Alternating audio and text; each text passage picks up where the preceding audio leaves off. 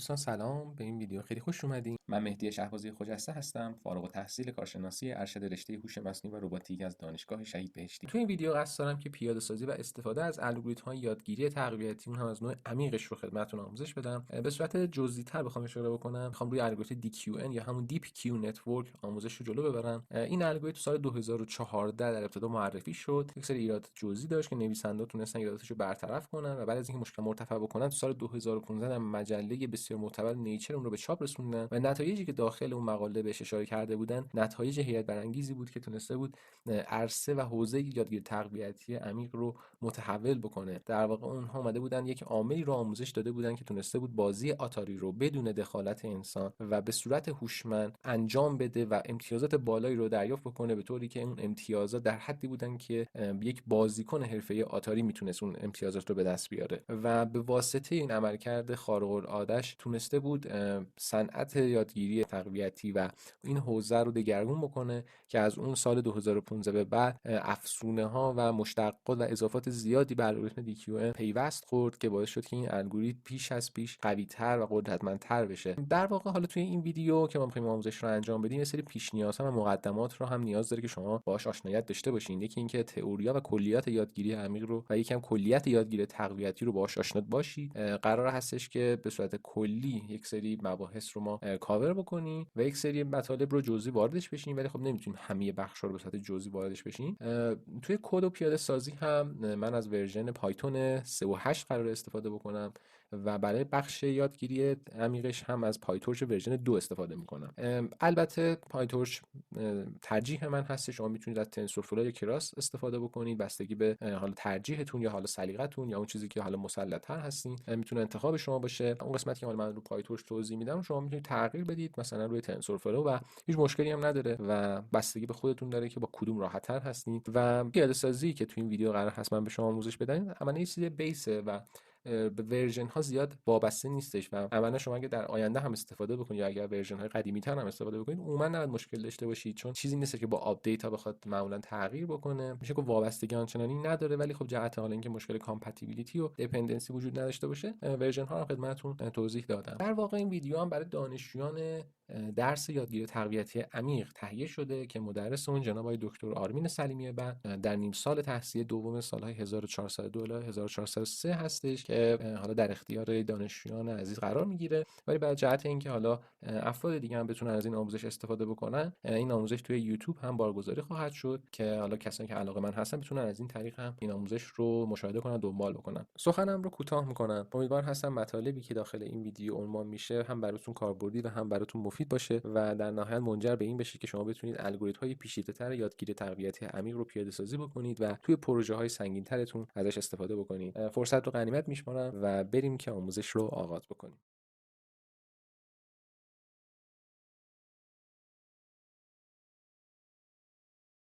یکی از مهمترین و پرکاربردترین کتابخونه‌هایی که نیاز هست شما باهاش آشنا بشید برای اینکه بتونید وارد دنیای یادگیری تقویتی بشین و بتونید الگوریتم‌های اون رو پیاده سازی بکنید، کتابخونه جیم هستش. کتابخونه جیم رو اوپن ای آی توسعه داده و این کتابخونه عملاً به شما این امکان رو میده که توی محیط‌های مختلف از فضاهای پیوسته و گسسته و تسک ها و مسائل مختلف شما بتونید الگوریتم های یادگیری تقویتی رو توشون پیاده سازی بکنید، تست بکنید، آزمایش بکنید و عملا یک حالت سیمیولیشن شما میتونید توش داخلش انجام بدید و بسیار ابزار پرکاربردیه و از سطح مبتدی تا متوسط تا حرفه‌ای همه میتونن داخل این محیط الگوریتم هایی که حالا توی حوزه یادگیری تقویتی وجود داره، از الگوریتم های ساده که حتی شاید عمیق هم نباشن تا الگوریتم های پیشرفته رو توی این محیط تست بکنن و یکی از کتابخونه‌هایی هستش که باید جدی گرفته بشه. یعنی شما اگه حتی تو لول حرفه‌ای هم دارید کار می‌کنید، این محیط‌هایی که این کتابخونه در اختیار شما قرار میده میتونه واقعا شما رو به چالش بکشه و مخصوصا محیط‌های بازی آتاریش که بسیار سخت پیاده سازیشون به نتیجه رسوندنشون و یکی از واقعا چالش‌هایی هستش که امیدوارم هستم مثلا زمانی که شما درس رو به پایان رسوندید و اگر علاقه‌مند بودید بتونید این کار رو انجام بدید، پیاده رو انجام بدید و برای خودتون فکر می‌کنم خیلی جذاب باشه که یک عاملی بتونید آموزش بدید که بتونه مثلا بازی آتاری رو به صورت هوشمند انجام بده. در واقع نکته‌ای که من برای اینجا به شما توضیح بدم اینه که شما تو سطح اینترنت دو تا کتابخونه می‌بینید با اسم جیم. یکی همین جیمی هستش که الان شما دارید در این صفحه مشاهده می‌کنید که کلاً در سمت چپ صفحه پنلی که وجود داره، پنلش متفاوت هستش، رنگ آبی داره و اصلا نوشته روش جیم داکیومنتیشن، یعنی مستقیما نوشته جیم. که این کتابخونه از سال 2021 دیگه توسعهش متوقف شده. اینجا شما آدرس سایت هم دقیقاً میتونید مشاهده بکنید که به صورت نسخه قدیمی جیم هستش و اینجا یک نوتیس هم گذاشتن که دیگه از سال 2021 دیگه جیم توسعه پیدا نمیکنه و به جیمنازیوم به قول معروف به قول خودشون موو کردن و از این بعد رو جیمنازیوم تمام آپدیتاشون رو منتشر میکنن. خب یک داستانی هم که داره که داستانشون رو تو این بلاگ پست گذاشتم، آخه من خاصی رو تا نخوندم. خیلی دوست دارم بدونم که واقعا چرا همچین اتفاقی افتاد، چرا سویچ کردن. ولی تو سطح اینترنت و پیاده سازی هایی که چه تو گیت هاب چه توی مثلا پست ها و مقالاتی که داخل مثلا سایت ها مشاهده کنید احتمالاً بر مبتنی بر جیم باشن، چون اونها شاید مثلا قدیمی باشن، اونایی که قدیمی مبتنی بر جیم و اونایی که بر جیم هستن قدیمی هم ممکنه باگ داشته باشه، ممکنه که کامپتیبیلیتی ایشو داشته باشن، یعنی با نسخه جیمنازیوم که جدیدتر باشه سازگاری نداشته باشن. در واقع نسخه جیمنازیوم که الان ما داخل سایتش هستیم پنل سمتیش کاملا فرق میکنه، دیگه آبی نیستش و کاملا نوشته بالاش جیمنازیوم داکیومنتیشن، یعنی اسمش کاملا شده جیمنازیوم به جای جیم خالی. و این نسخه فعلا فاینالش هستش که این پایینم نوشته ورژن 0.29 شه که آخرین ورژنشه، که ورژن های قبل‌تر هم داره و فکر می‌کنم جیم خالی فکر می‌کنم روی نسخه 0.26 بعد باشه. حالا باز می‌تونیم چکش بکنیم. آره دیگه اینجا ریلیس آخرش 0.26 و آخرین چیزی که آپدیتی که داده جیمنازیوم روی 0.29 و یک سری چیزها داخل کتابخونه جیمنازیوم نسبت به جیم معمولی تغییر کرده، یعنی عملا همونه ولی یه سری موارد رو تغییر دادن. حالا احتمالاً توی حالا توسعه یعنی کدی داشتن توسعه یه سری چیزها دیدن که بالاخره اینو تغییر دادن و ما هم سعی می‌کنیم مبتنی بر همین کتابخونه جیمنازیوم و آخرین آپدیت‌ها جلو بریم. و داخل کد هم توضیح میدم که مثلا سعی می‌کنم قسمت‌هایی که تغییر کرده یه توضیح بدم که شما تو سطح اینترنت ممکنه پیاده سازی‌های قدیمی الگوریتم‌ها رو یا الگوی تقویتی رو ببینید و شاید باعث بشه که هم یا گیج بشید یا اینکه کد رو اجراش می‌کنید ببینید اجرا نمیشه روی نسخه جیمنازیوم، چون تغییراتی که داشته رو اون کدها ندارن و باعث میشه که هی به مشکل بخوره. حتی ممکنه اون انوایرمنت‌ها و محیط‌ها تغییر کرده باشه که اون کتابخونه جیم اونها رو نداره یا ورژن‌هاش رو ساپورت نمی‌کنه. پس در واقع ما کتابخونه جیمنازیوم قرار هست کار بکنیم و حتی توی پنل سمت چپ اومده در خصوص حالت مایگریشنش اومده توضیح داده، راجع به کامپتیبیلیتی با جیم اومده توضیح داده که اونایی که حالا روی جیم مثلا کداشون رو نوشتن چجوری میتونن اینو بیارنش روی در واقع جیمنازیوم که دیگه از این بعد مشکلی نداشته باشن. اون توضیحات داده و الی آخر که دیگه ما نیاز نیست اصلا این قسمت رو بخونیمش. از اینا که بگذریم، داکیومنتیشن جیمنازیوم واقعا عالی هستش، یعنی شما بعیده محال ممکنه که سایت جیمنازیوم رو بخونید یا حتی از سایت های دیگه مطالب زیادی پیدا می‌کنید و محال ممکنه سایت رو بخونید و اون اطلاعاتی که می‌خواید رو پیدا نکنید. یعنی داخل همین سایتش اومده بیسیک رو توضیح داده، اومده توتوریال گذاشته برای شما مثلا بتونید انوایرمنت بلک جک رو با کیو لرنینگ حلش کنید، فروزن لیک رو همینطور، اینا اسم انوایرمنت هم و توضیحات خیلی کاملی داده و حتما بخونید، خیلی کمکتون می‌کنه، خیلی مفیده. من خودم هنوز خیلی چیزا دارم یاد میگیرم از توی جیمنازیوم، واقعا خیلی داکیومنتیشن کاملی داره از نظر من.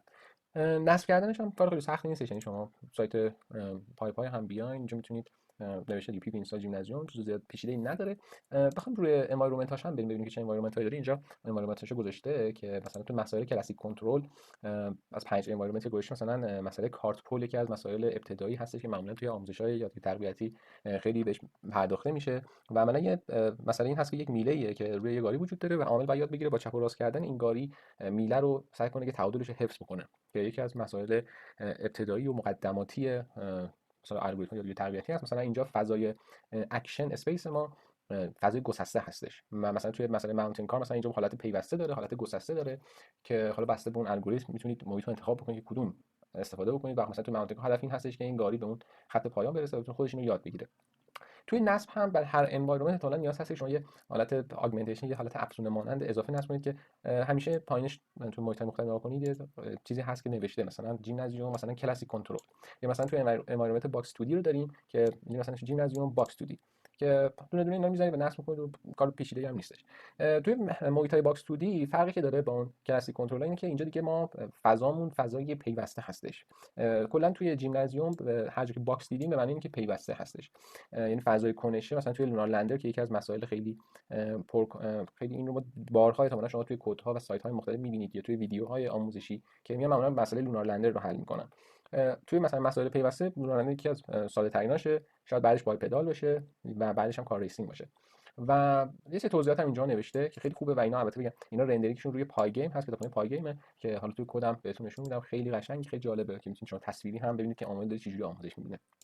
محیط‌های توی تکست هستن که یه جورای حالت برای اینه که شما دستگرمیه، یعنی اینکه شما می‌خواید آستین بالا بزنید، یکم دستتون گری بشه، یکم کار بکنید، به قول معروف می‌خواید تاتی تاتی بکنید، از این محیط‌ها استفاده می‌کنید و عموماً فضای حالت‌ها و فضای کنش‌هایی که توی این مسئله محیط‌های توی تکست وجود داره ساده هستن و برای شروع مثلا من خودم از فروزن لک استفاده میکنم، بهتون توضیحاتو میدم که کلا چه جوریه، چه چیزهایی رو بعد انجام بدید که بتونید مسئله حل کنید. حتی یه مسئله ساده فروزن لک میتونه براتون واقعا چالش برانگیز باشه اگر که اون رو درست انجام ندید، اگر پیاده سازیتون درست انجام ندید. و محیط های موجوکو رو داریم. محیط های موجوکو که دیگه سطحشون اینترمدییت تا ادوانس، یعنی دیگه به این راحتی نیست که شما یه الگوریتم رو بردارید کپی کنید بیارید و بزنید آموزش ببینید و به این سادگی آموزش انجام بشه. بله ممکنه بعضی از مثلا محیط ها ساده تر باشن، مثلا همین اینورتد پندولیوم، و شما اون کار رو انجام بدید و نتیجه بگیرید. ولی یک مثلا محیط مثلا هیومنوید یا هیومنوید استند یکی از سخت ترین فکر کنم محیط ها باشه، حالا نظر من حداقل، که دیگه شما به این راحتی نمیتونید آموزش انجام بدید. یعنی یکم پردازش‌های بیشتر، یک تریک‌های دیگه باید پیاده‌سازی بکنید توی کدهاتون که بتونید این مسائل رو حلش بکنید. و حالا ان شاءالله مثلا یکم که با الگوریتم بیشتر آشنا بشید، این الگوریتم مثلا پیشرفته‌تر رو بیارید روی این مثلا محیط‌ها تست بکنید و خیلی محیط جذابی ان. و اینا نصبش خب نصب این مثلا موجوکو خیلی متفاوت‌تر هست نسبت به نصب باقی انوایرمنت‌ها. حتی محیط‌های آتاری رو داریم. محیط‌های آتاری نصبش متفاوته، یکم احتمالاً گیر و گور داشته باشید توی نصب موجوکو و محیط‌های آتاری. من خودم این مشکل داشته بودم. حقیقتش اینه که الان حضور ذهن ندارم حتی این نصبش رو چجوری انجام داده بودم، چون نصبش من فکر می‌کنم سال پیش انجام داده بودم و برای همین حضور ذهن ندارم. ولی تو اینترنت سرچ کنید قطعا توضیحات و توتوریال هستش که چجوری باید نصب بکنید اونجا که گیر و گور دارید، چون آتاری و موجوکو انوایرمنتاش یکم متفاوته، از این بابت که بحث لایسنس و اینا مطرحه و در اختیار و انحصار جیمنازیوم نیستش که در واقع نصب یه پروسه نصب دیگه ای داره در کنارش که حالا اینجاها رو توضیحشو بخونید راجع به نصبش من توضیح داده، مثلا اینستراکشنزش اومده توضیح داده که مثلا به این وبسایت مراجعه کنید و اینا. پس محیط موجوکو رو داریم، محیط آتاری رو داریم که محیط‌های آتاری دیگه خیلی بیشتر هستن و اینجوری نیستن که شما یه الگوریتم که مثلا تو یه محیط کار کنه ببرید توی محیط دیگه رو محیط هم کار بکنه. دیگه اینجا چالش برانگیزترین محیط آتاری ان که فضای حالت و فضای اکشنشون، فضاهایی که دارن چه از نظر گسسته و پیوستگیشون کاملا با هم متفاوتن و دیفیکالتیشون هم متفاوته. یعنی شما ممکنه که مثلا این بازی حالا آمیدار نمیدونم تلفظ درستش باشه، حتی دیفیکالتی داره که شما مثلا دیفیکالتی ایزی برید، مدیوم برید، هارد برید و محیط هاش کاملا با هم متفاوته، شرایطش متفاوته. شاید اون الگوریتم مثلا ممکنه تو این محیط آموزش ببینید و درست کار کنه، تو اون محیط دیگه اون عملکرد رو نداشته باشه و خیلی محیط چالش برانگیزیه. یعنی اون سال 2015 که دیکیو ان هم معرفی شد، روی یه سری از این محیط ها عملکرد خوبی نداشت، روی یه سری از این محیط ها عملکرد استثنایی داشت که دیگه وقتی که حرفه‌ای شدید حسابی موقع میتونید به عنوان چالش یکی از این محیط‌ها رو سعی بکنید حل بکنید، ببینید که میتونید این کارو بکنید یا نه.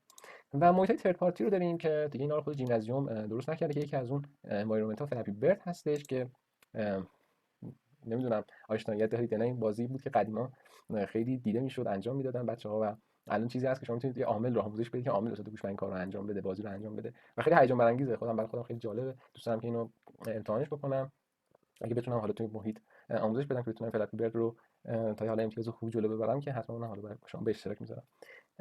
این حالا توضیحات کلی در خصوص در واقع محیط هایی که حالا توی جیمنازیوم شما میتونید بهش دسترسی داشته باشید. و توضیح دیگه این که ما فقط این اضافه به محیط ها بگم که ما توی کلا جیمنازیوم دو تا فضای حالت پر استفاده رو داریم که مثلا اینجا اومده اکشن اسپیس رو تعریف کرده و ابزرویشن اسپیس که اومده به صورت دیسکریت تعریف کرده یا به صورت باکس. دیسکریت که هم گسسته است و باکس هم به معنای اینه که پیوسته است، یعنی اومده از 0 تا 1 به صورت پیوسته این بازار رو تعریف کرده که یه آرایه دو بعدیه.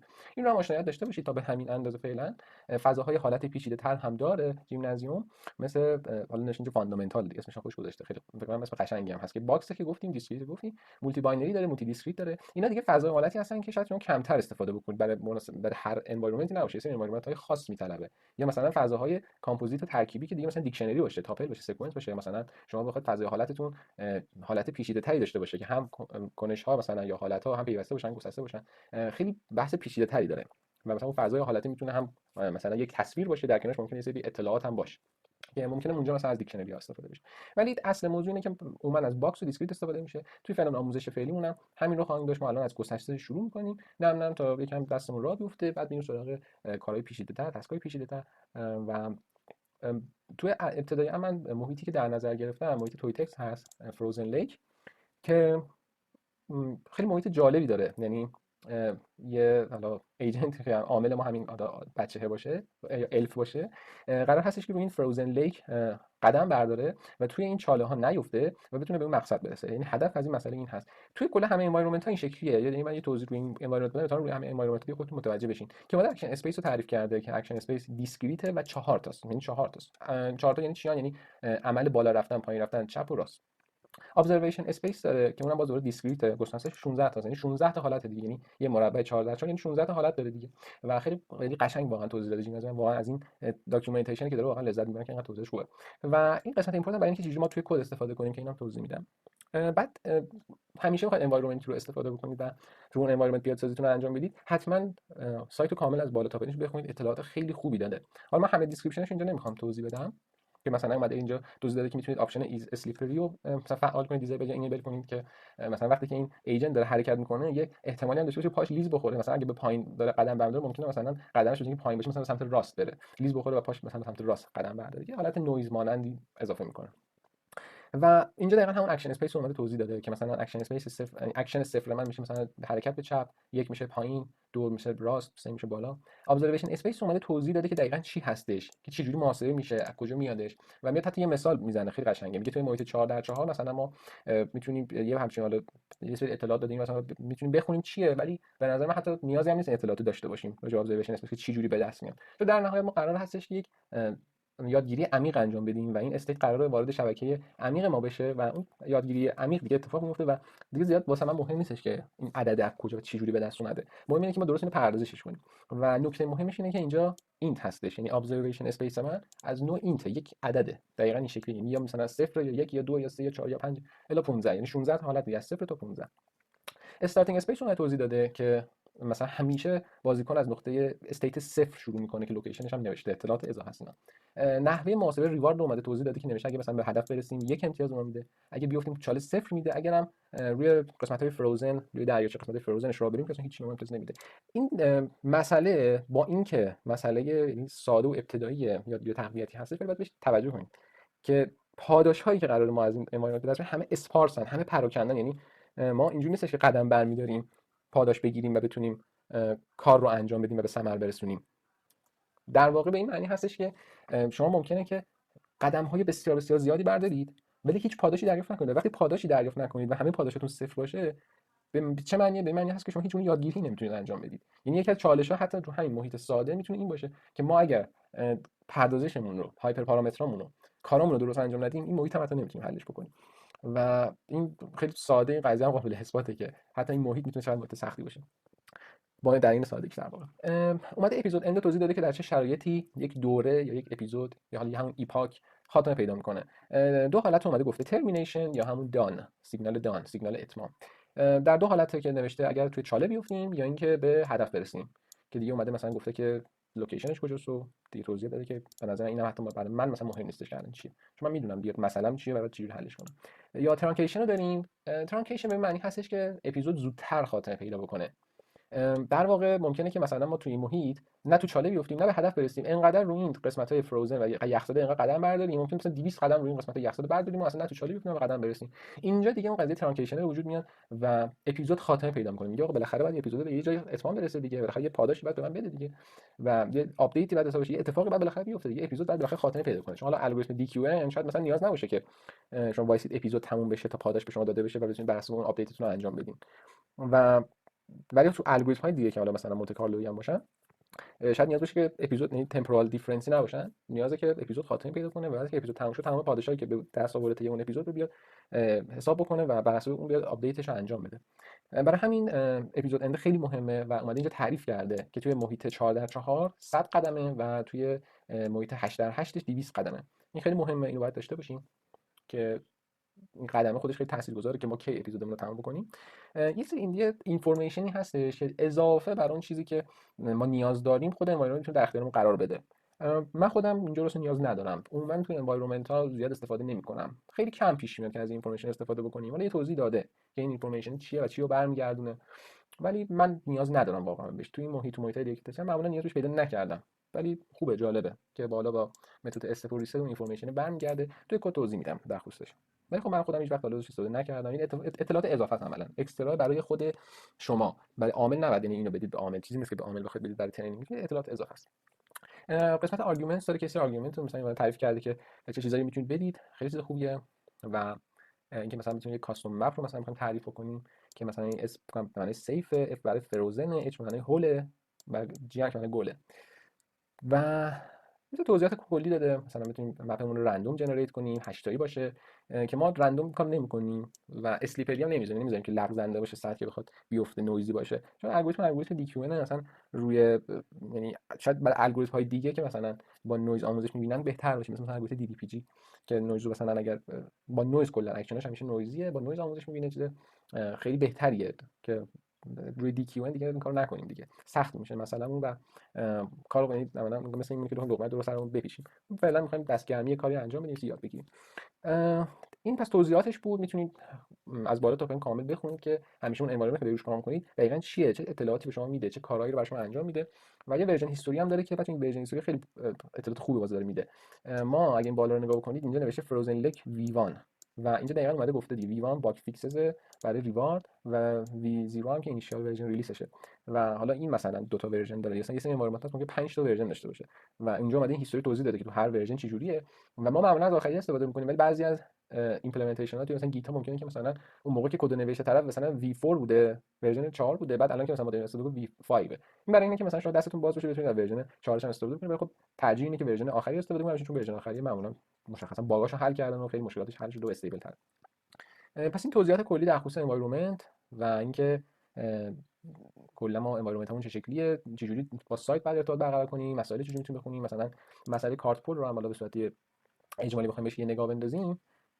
مثلا اکشن اسپیسش دیسکریته، ابزرویشن اسپیسش باکسه و این باکسه خیلی نکته مهمه که 4 تا دایمنشن داره که دقیقاً اینه دیگه، این 1 2 3 و 4 این 4 تاست و اینکه از نوع فلوت 32 هم هستش و اینم 1 و 2 3. حالا این که الان این چیه برای خودم جالب شد، این الان راجبش می‌ریم اطلاعات می‌خونیم، بریم تو ابزرویشن اسپیس ببینیم داستان چیه. من خودم الان فراموش کردم واقعیتش. آها من الان متوجه شدم، الان یادآوری شد برام. این که سمت چپ هست این مینیمومشه و این که این سمت راست هست که اینم 4 بوده این هایشه، مکسشه. یعنی یه حالت توی فضای حالت‌های باکس یا پیوسته یه مین تعریف میشه، یه های تعریف میشه که این همون قسمت مینشه، این قسمت هایشه. من اینو الان بهم یادآوری شد الان که داشتم این قسمت جدول رو نگاه می‌کردم و اینا رو داشتم نگاه می‌کردم، بهم یادآوری شد که این منظور مین و هایشه که یه رنج داره دیگه، اون رنج مهمه تو ابزرویشن اسپیس. میتونید اینو حالا بخونید، اینو به عنوان دستگرمی حتی خودتون هم میتونید تو این محیط کارت بورد ایمپلمنتیشن انجام بدید، حتی ایمپلمنتیشن بقیه هم میتونید نگاه بکنید ببینید چه جوری اون پیاده سازی کردن. اصلا کار سختی نیستش، اصلا اینکه مثلا ابزرویشن اسپیس الان پیوسته هست اصلا نباید شما رو بترسونه، چون اینو ما میدیم به یک شبکه عصبی و خودش رو شبکه عصبی براش دیگه فرق نمیکنه این چه اعدادی هستش، اینکه چند تا حالت داره دیگه اون یادش میگیره. و مهم اینه که اکشن اسپیس رو شما توجه کنید دیگه، مثلا الگوریتم دی کیو ان بعد اکشن اسپیس شما حتما دیسکریت باشه، چون نمیتونید اگه اکشن اسپیستون باکس باشه نمیتونید پیاده سازی کنید، اصلا نمیشه، شدنی نیست. چون دیکیومنت فقط برای فضای اکشن چیز گسسته فقط پیاده سازی میشه و برای مثلا همچین انوایرمنت ها مثل این انوایرمنت ها شما اصلا نمیتونید، مثلا کار ریسینگ انوایرمنتی هست که اکشن اسپیس کاملا باکسه، یعنی از این مینیمومی داره، اینم که دیگه هایشه دیگه چون اصلا صفر. از اینم باز بعد بریم بخونیم راجع به اکشن اسپیس توضیح داده، بریم بخونیم ببینیم اینا چیه دقیقاً. این الان میگه 3 بوده، این که مثلا مینیممش اینم هایشه دیگه فکر می‌کنم، یعنی اگه مثلا منفی نمیتونه مثبتش 1 باشه دیگه. حالا اینو باید بخونیمش. و اینکه ابزرویشن اسپیس فکر می‌کنم آره این ابزرویشن اسپیس ایمیجه دیگه، اینجا اصلا فضای حالت تغییر کرده، یعنی از 0 تا 255 و هم که مقدار آر جی بی شه و یک تصویره یو اینت هم هست دیگه، آن ساین اینتیجر و ورژن 2 هم داره. مثلا اینم یکی از اون محیطایی هستش که محیطایی میتونه چالش برانگیز باشه، حالا با الگوریتم‌های پیوسته دیگه بعد اینو روی تحلیلش بکنید. خب فکر می‌کنم تا اینجا دیگه توضیحات کافی باشه، روی کد ادامه رو روی کد با هم دیگه جلو بریم و سعی کنیم که در واقع مسئله فروزن لیک رو حلش بکنیم، هم محیط 4 رو بریم جلو، هم محیط 8 رو ببینیم که چیکار میتونیم بکنیم.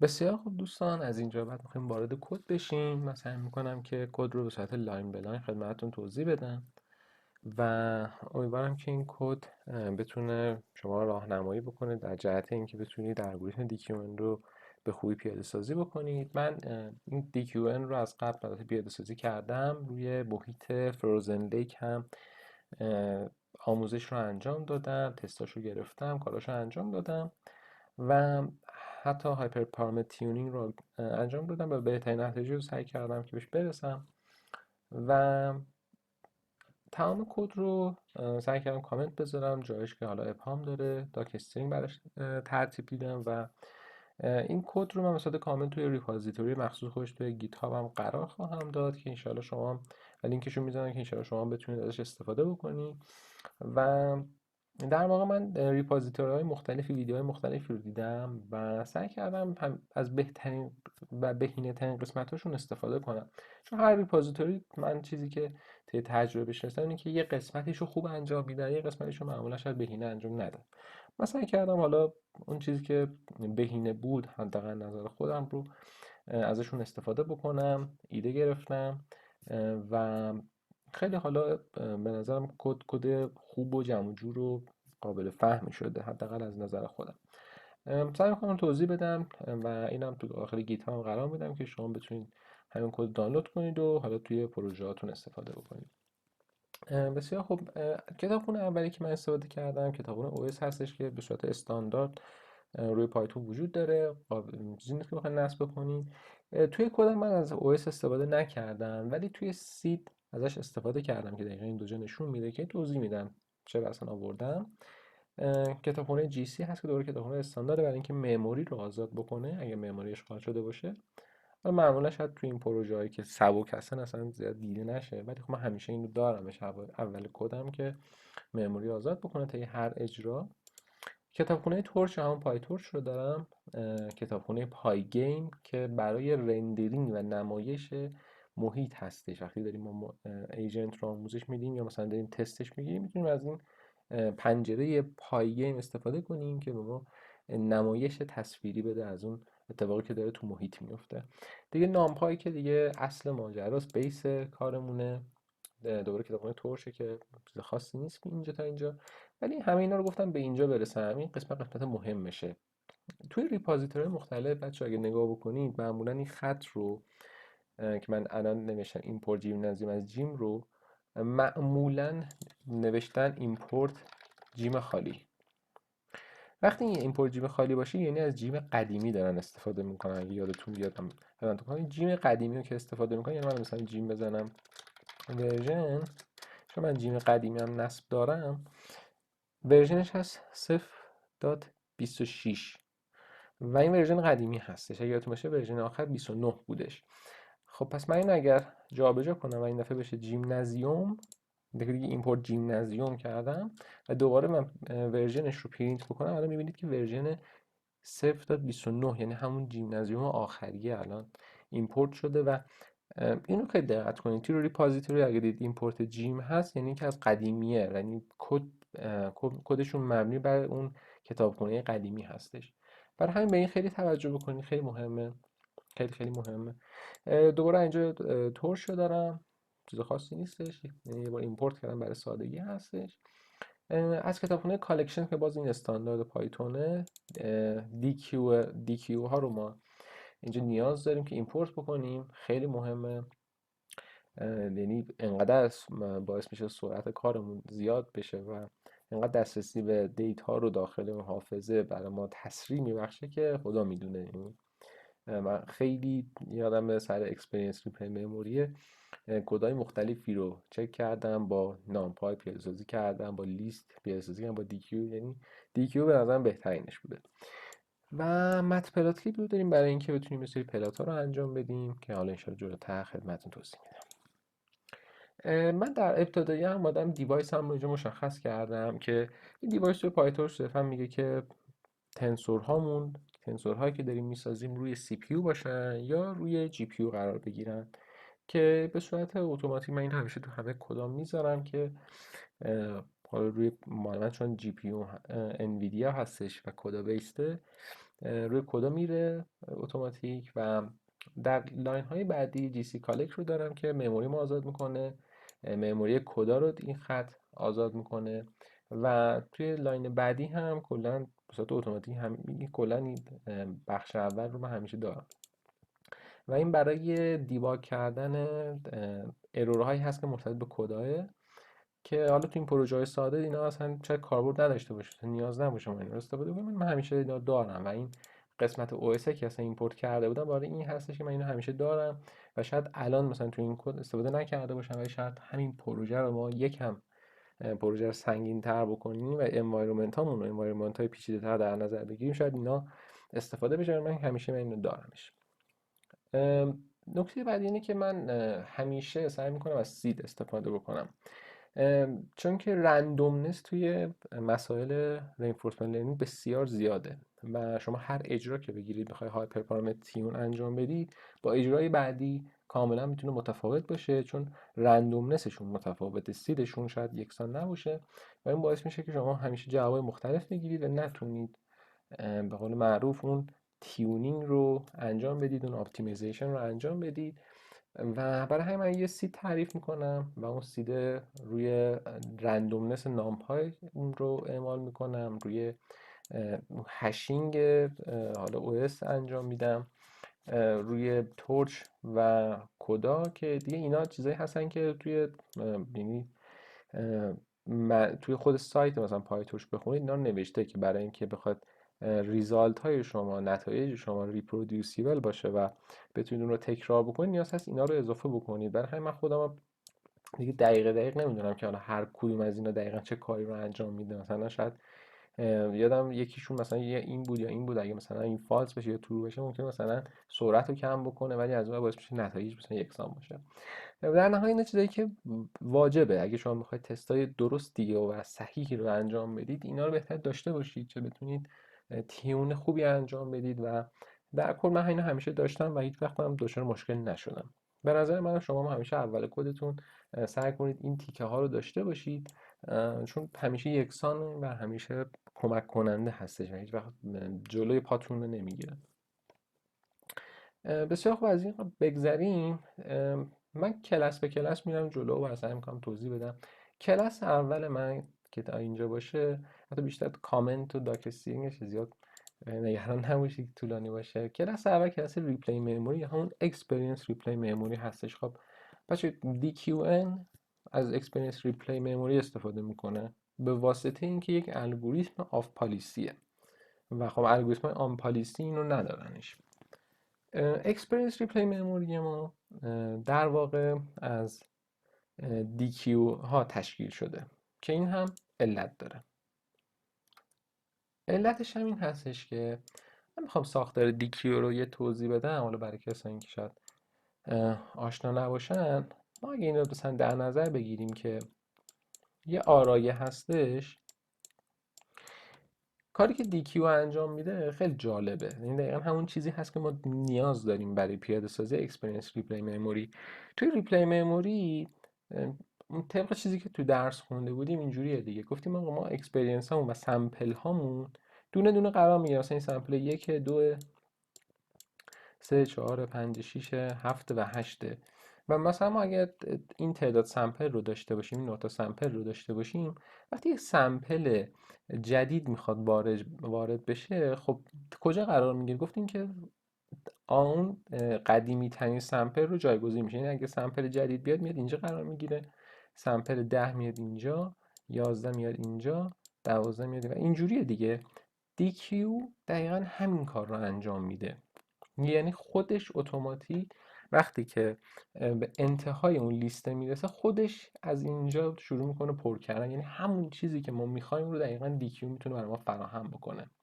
پس وقتی سمپل جدید میاد خودش میره تو قدیمی ترین چیزی که ذخیره داره میره جایگزین میکنه و همینجوری دونه دونه میاد جلو و خیلی خیلی کاربردیه، خیلی کارمون رو جلو میندازه و از نظر بهینگی اجرا، مرتبه اجرا واقعا کمکمون میکنه. از فور لوپ های عجیب و غریب ما رو نجات میده. خیلی ساختار واقعا بهترین ساختار برای پیاده سازی ریپلی مموری، حداقل چیزی که من پیدا کردم. مثلا با نامپای هم شما میتونید این کار رو انجام بدید، ولی اون ایندکسینگی که میخواین شما این انجام بدید، سمپل بخونید، واقعا پدر در میاره و باعث میشه خیلی توی مسائل بزرگتر خیلی سرعت اجراتون رو کم میکنه. من واقعا دچارش شدم اینو. بماند من این رو اولی که یه کپاسیتی من تعریف میکنم، یه سایز یعنی ریپلی مموری دارم.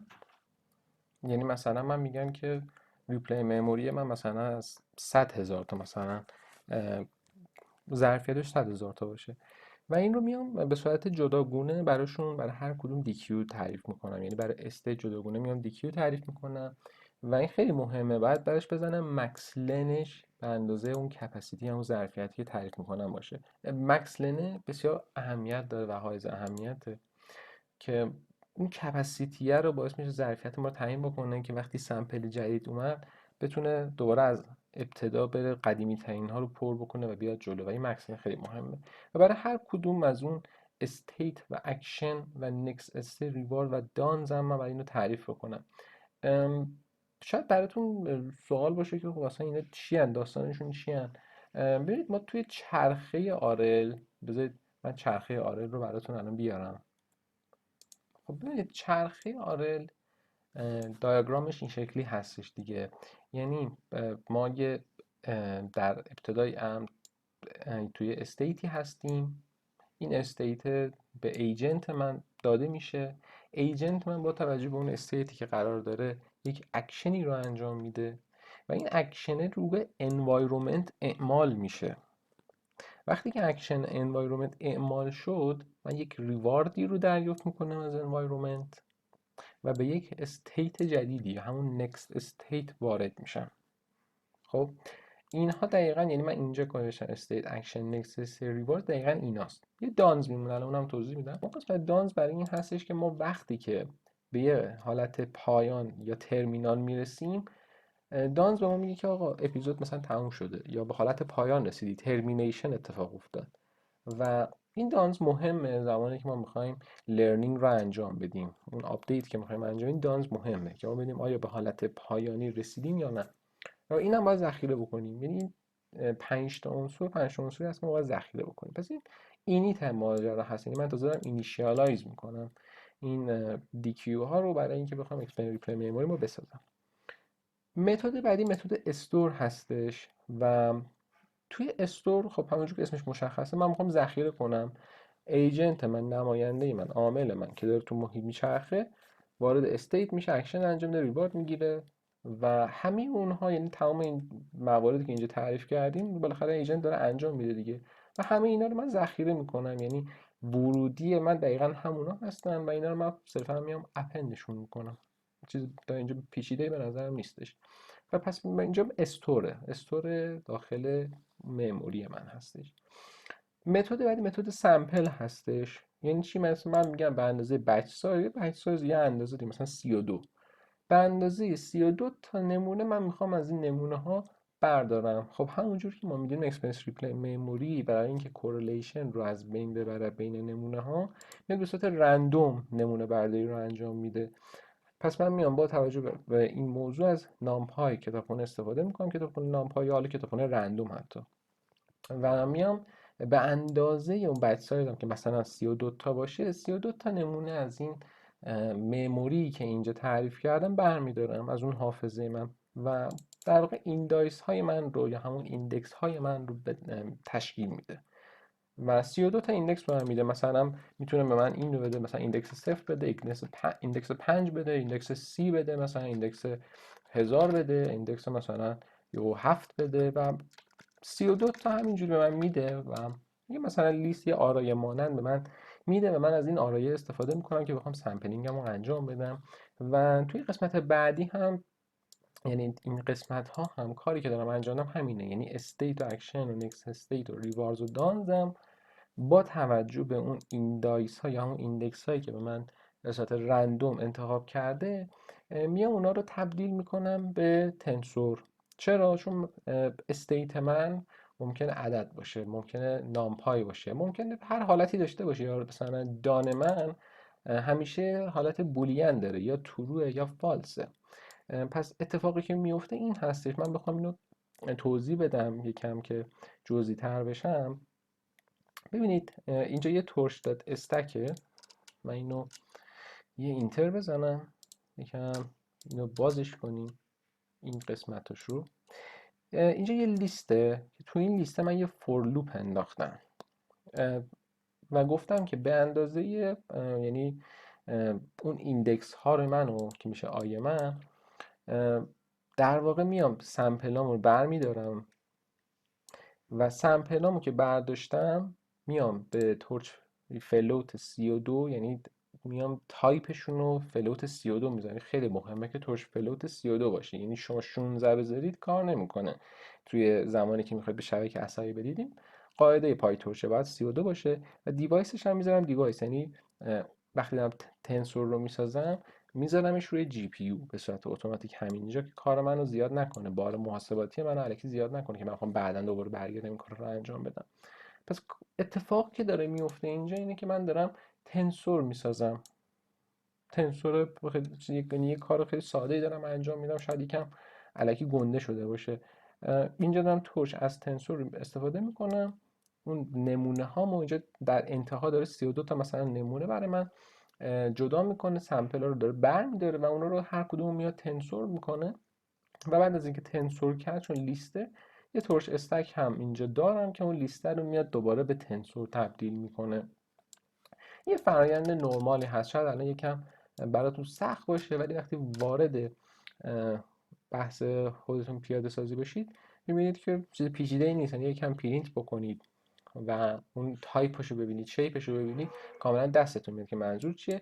و در انتها هم یه تو دیوایس میکنم که حالا اون استکه که از لیست تولید شده اونم وارد جی پی یو بشه.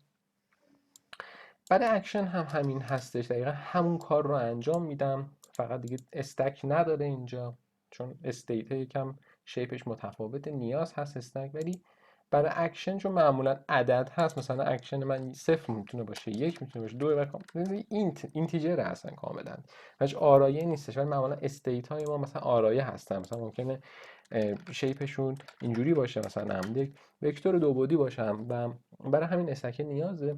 ولی تو اکشن مثلا اینجا نیاز نیست دیگه و من همون کار رو انجام میدم تا به اینجا و اونا رو میام تبدیل میکنم به تنسور. و اینجا باز دوباره مهمه دی تایپش و تایپ این تنسورها باید لانگ باشه. لانگ یعنی همون اینتیجر از نوع 64 باشه و در انتهام که به دیوایس تبدیلش میکنم و این روند رو ادامه داره. next state کاملا مشابه استیت، فقط فرقش اینه که next state رو دیگه من روی سمپل هایی که از DQ next state برمیدارم دارم انجام میدم، هیچ فرقی نمیکنه، مثل همون استیت. ریواردز هم دقیقا مشابه همین اکشنز هست، یعنی تفاوت آنچنانی نداره به جز این قسمت که من دی تایپش دیگه به جای تورچ داد لانگ تورچ فلوت 32 ریوارد میتونه فلوت باشه، صرفا اینتیجر نباشه. و در نهایت سیگنال دان هستش که دوباره اینم مثل اکشن و ریوارده، فقط فرقش اینه که از نوع بولیانه. پس من اینجا میزنم تورچ دات بول و هیچ چیز جدیدی وجود نداره، همشون تقریبا یه کارو دارن انجام میدن، فقط اینکه شاید مثلا استیت نکسون یه تورچ دات استک هم داشته باشه. اینجا من تنها کاری که دارم انجام میدم که میام اون دیتایی که دارم رو به تنسور تبدیل میکنم. یعنی اصلا چیز پیچیده این نیستش، فقط دارم دیتامو به تنسور تبدیل میکنم. حالا این دیتای من از اول مثلا بولیان میتونه باشه، اینتیجر میتونه باشه، میتونه یه آرایه باشه و همین رو من دارم به تنسور تبدیل میکنم. و حالا شما میتونید مثلا بیاید به جای اینکه اینقدر حالا تو هم باشه، مثلا میتونید یه فور لوپ رو اینجا مثلا شما بنویسید به ازای اون ایندایسز و بیاید اینجوری بنویسید. ولی خب من اینجوری نوشتم که جمع و جور باشه، تو 5 خط بنویسم و جمع بشه. و در انتها استیت و اکشن نکست ریوارد دان رو برمیگردونه. این کجا استفاده میشه؟ توی فرایند آموزش و لرنینگ انجام میشه. پس جلوتر اینا رو دوباره برمیگردم سعی میکنم توضیح بدم. و یه متد لن هم هستش که کلا به من نشون میده که الان چقدر مموری من پر شده که من میام از دیکیو صرف دات دان استفاده میکنم. یعنی این دیکیویی که این بالا تعریف کردن همون اینجا، میام از این استفاده میکنم و لنش رو میگیرم که من میگه مثلا 10 تا سمپل توشه، 20 تا سمپل توشه، 100,000 تا مثلا سمپل توشه. اینو نیاز دارم که جلوتر بیام چک بکنم ببینم ریپلی مموری من چقدر پر شده، آیا نمونه کافی توش دارم که من از این نمونه ها، اگه نمونه من تعداد نمونه ها کافی هست، شروع کنم فرآیند آموزش رو. اگرم تعداد کافی نیست که من فعلا آموزشی انجام ندم چون نمونه ای ندارم که بخوام آموزش بدم، برای بیشتر اوایل آموزش استفاده میشه. کل کلاس اکسپریانس ریپلی مموری همین بود که الان با هم دیگه مرور کردیم. خیلی خوب، بریم سراغ حالا کلاس DQN نتورک. کلاس DQN نتورک هم چیز پیچیده ای نیستش. معمولا نتورک به شبکه عصبی که ما برای DQN میخوایم همون لایه های فولی کانکتد هستن یا همون MLP هستش. چیز عجیب غریبی نیستش در واقع. توی متد اینیشیالیزیشنش من اومدم به صورت سکوئنشال لایه ها رو پشت سر هم گذاشتم. یه دونه لایه خطی گذاشتم که اینپوت دیم داره. حالا اینپوت دیم میخواد هر چی باشه، بالاخره یه عدده، مثلا 3 4 6 10 20 کاری نداریم، هر چی که هست. برای اینجا 12 تا نورون قرار دادم و بعد یه تابع رلو میاد اینجا به عنوان اکتیویشن و دوباره یه لایه خطی دارم که اینجا دیگه 8 تا نورون داره و دوباره یه رلو دارم و از این 8 تا هم به یک خروجی میرسم که تعداد اکشنامه و این تعداد اکشن ها در واقع قرار هست به من به اندازه این تعداد اکشن ها کیو ولیو برای من حساب بکنه، یعنی تابع ارزش عمل رو برای من در بیاره. تا اینجا میشه گفت چیزی هست که به صورت خیلی معمول توی پایتورش ما اینو کدزنی میکردیم و حتی به این تعداد نورونایی که من گذاشتم شاید نورونا خیلی زیاد باشه برای مسئله فروزن لیک که من میخوام الان حل بکنم، ولی اوکی یه کار ما رو راه میندازه. حتی شاید زیادم باشه، شاید باعث بشه اوورفیت بشه خیلی سریع، ولی اوکی. حالا قصد اون هست مسئله حل بشه و نیازم نیست خیلی شبکه رو سنگین بکنیم. در این قسمت اطلاعات حالا نیاز یعنی زیاد راجعش صحبت کنیم. من بحث اینیشیالیزیشن وزن‌ها رو اینجا لحاظ کردم و اومدم از اینیشیالیزیشن کامینگ استفاده کردم. شاید باهاش آشنا نداشته باشین، این چیز پیچیده‌ای نیستش. بالاخره اینیشیالیزیشن وزن‌ها توی ابتدای امر میتونه خیلی تاثیر بذاره تو فرآیند آموزش و معمولا سعی می‌کنم اینیشیالیزیشن رو در نظر بگیرم. معمولا کامینگ میتونه مفید باشه برای لایه‌های خطی. غیر خطیشون هم به صورت رلو هستش اکتیویشنشون. در نهایت من اینو بس با کامینگ اینیشیالیزیشن میکنم که حالا بهش هی هم میگن. این کسی که اینو اینیشیالیزیشن پیشنهاد داده اسمش هی هست. حالا شاید تلفظش من اصلا اشتباه بگم، هی هم نباشه، حالا شاید یه جور دیگه خونده میشه، فکر کنم حالا چینی باشه، مطمئن نیستم، من فراموش کردم. توی قسمت فوروارد هم در نهایت اینه که ورودی که میاد، یعنی من ورودی من ایکس من اما استیت منه. در واقع استیت من که میاد من اینو میدمش به همین شبکه عصبی که اینجا تعریف کردم و خروجیش میشه همون کیو ولیو من، یعنی کیو اکشن ها رو داره برای من اینجا تخمین میزنه و این میشه خروجی شبکه عصبی دی کیو من، یعنی استیت به عنوان ورودی که میاد اینجا به ازای تعداد اکشن های من کیو ولیو در میاره. مثلا اگه من 3 تا اکشن داشته باشم ممکنه مثلا کیو ولیو من مثلا باشه اولیش 5، دومی باشه مثلا 2 دهم و بعدی مثلا باشه مثلا 7 دهم مثلا. و اون که کیو ولیو بیشتری داره یعنی اکشن بهتریه دیگه. پس اینجا به این نتیجه میرسم که اکشن 0 1 2 اکشن 2 اصلا بهتره و من اکشن 2 رو انجام بدم به نتیجه بهتری میرسم. پس در واقع اینجوری کیو ولیو حساب میشه و اکشن من در میاد که مثلا کدوم اکشن بهتره که الان انتخاب بشه. اما برسیم به کلاس ایجنت من. یه کلاس با بالاتر کلاس DQN رو گفتیم، یعنی نتورکش رو گفتیم، ولی برسیم کلاس ایجنت من. ایجنت من یه سری کارها رو باید انجام بده. توی متد اینیشیالیزیشن من صرفا چیز مهم رو توضیح میدم، یعنی یه سری اینجا میشه گفت اجرای هایپر پارامترهای منه که اینجا من دارم بهش تحویل میدم به صورت بعد ورودی. این قسمتی که اینجا تعریف کردم برای ذخیره کردن و نمایش هم پلات لاس نتورک هستش که یه لیست یه کانتری هستش که من اینجا صرفا اینیشیالیزیشنش کردم، جلوتر استفاده میکنم ازش.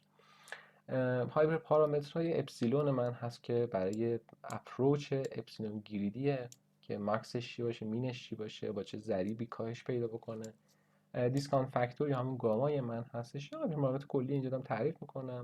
اکشن اسپیس من هست که با توجه به انوایرومنت هم این رو باید تعریف بکنم و در واقع انوایرومنت هم حالا جلوتر من تعریف کردم که بهتون نشون میدم که اینجا به صورت اینجا به عنوان ورودی دریافت میکنه و از انوایرومنت من متد اکشن اسپیس رو صدا میکنم و اینجا باش کار دارم. تو این به هر حال اتریبیوت نگرش میدارم، یعنی تو این آبجکت نگرش میدارم و خیلی مهمه اینجا اکشن اسپیس رو من باید اینجا سید بکنم.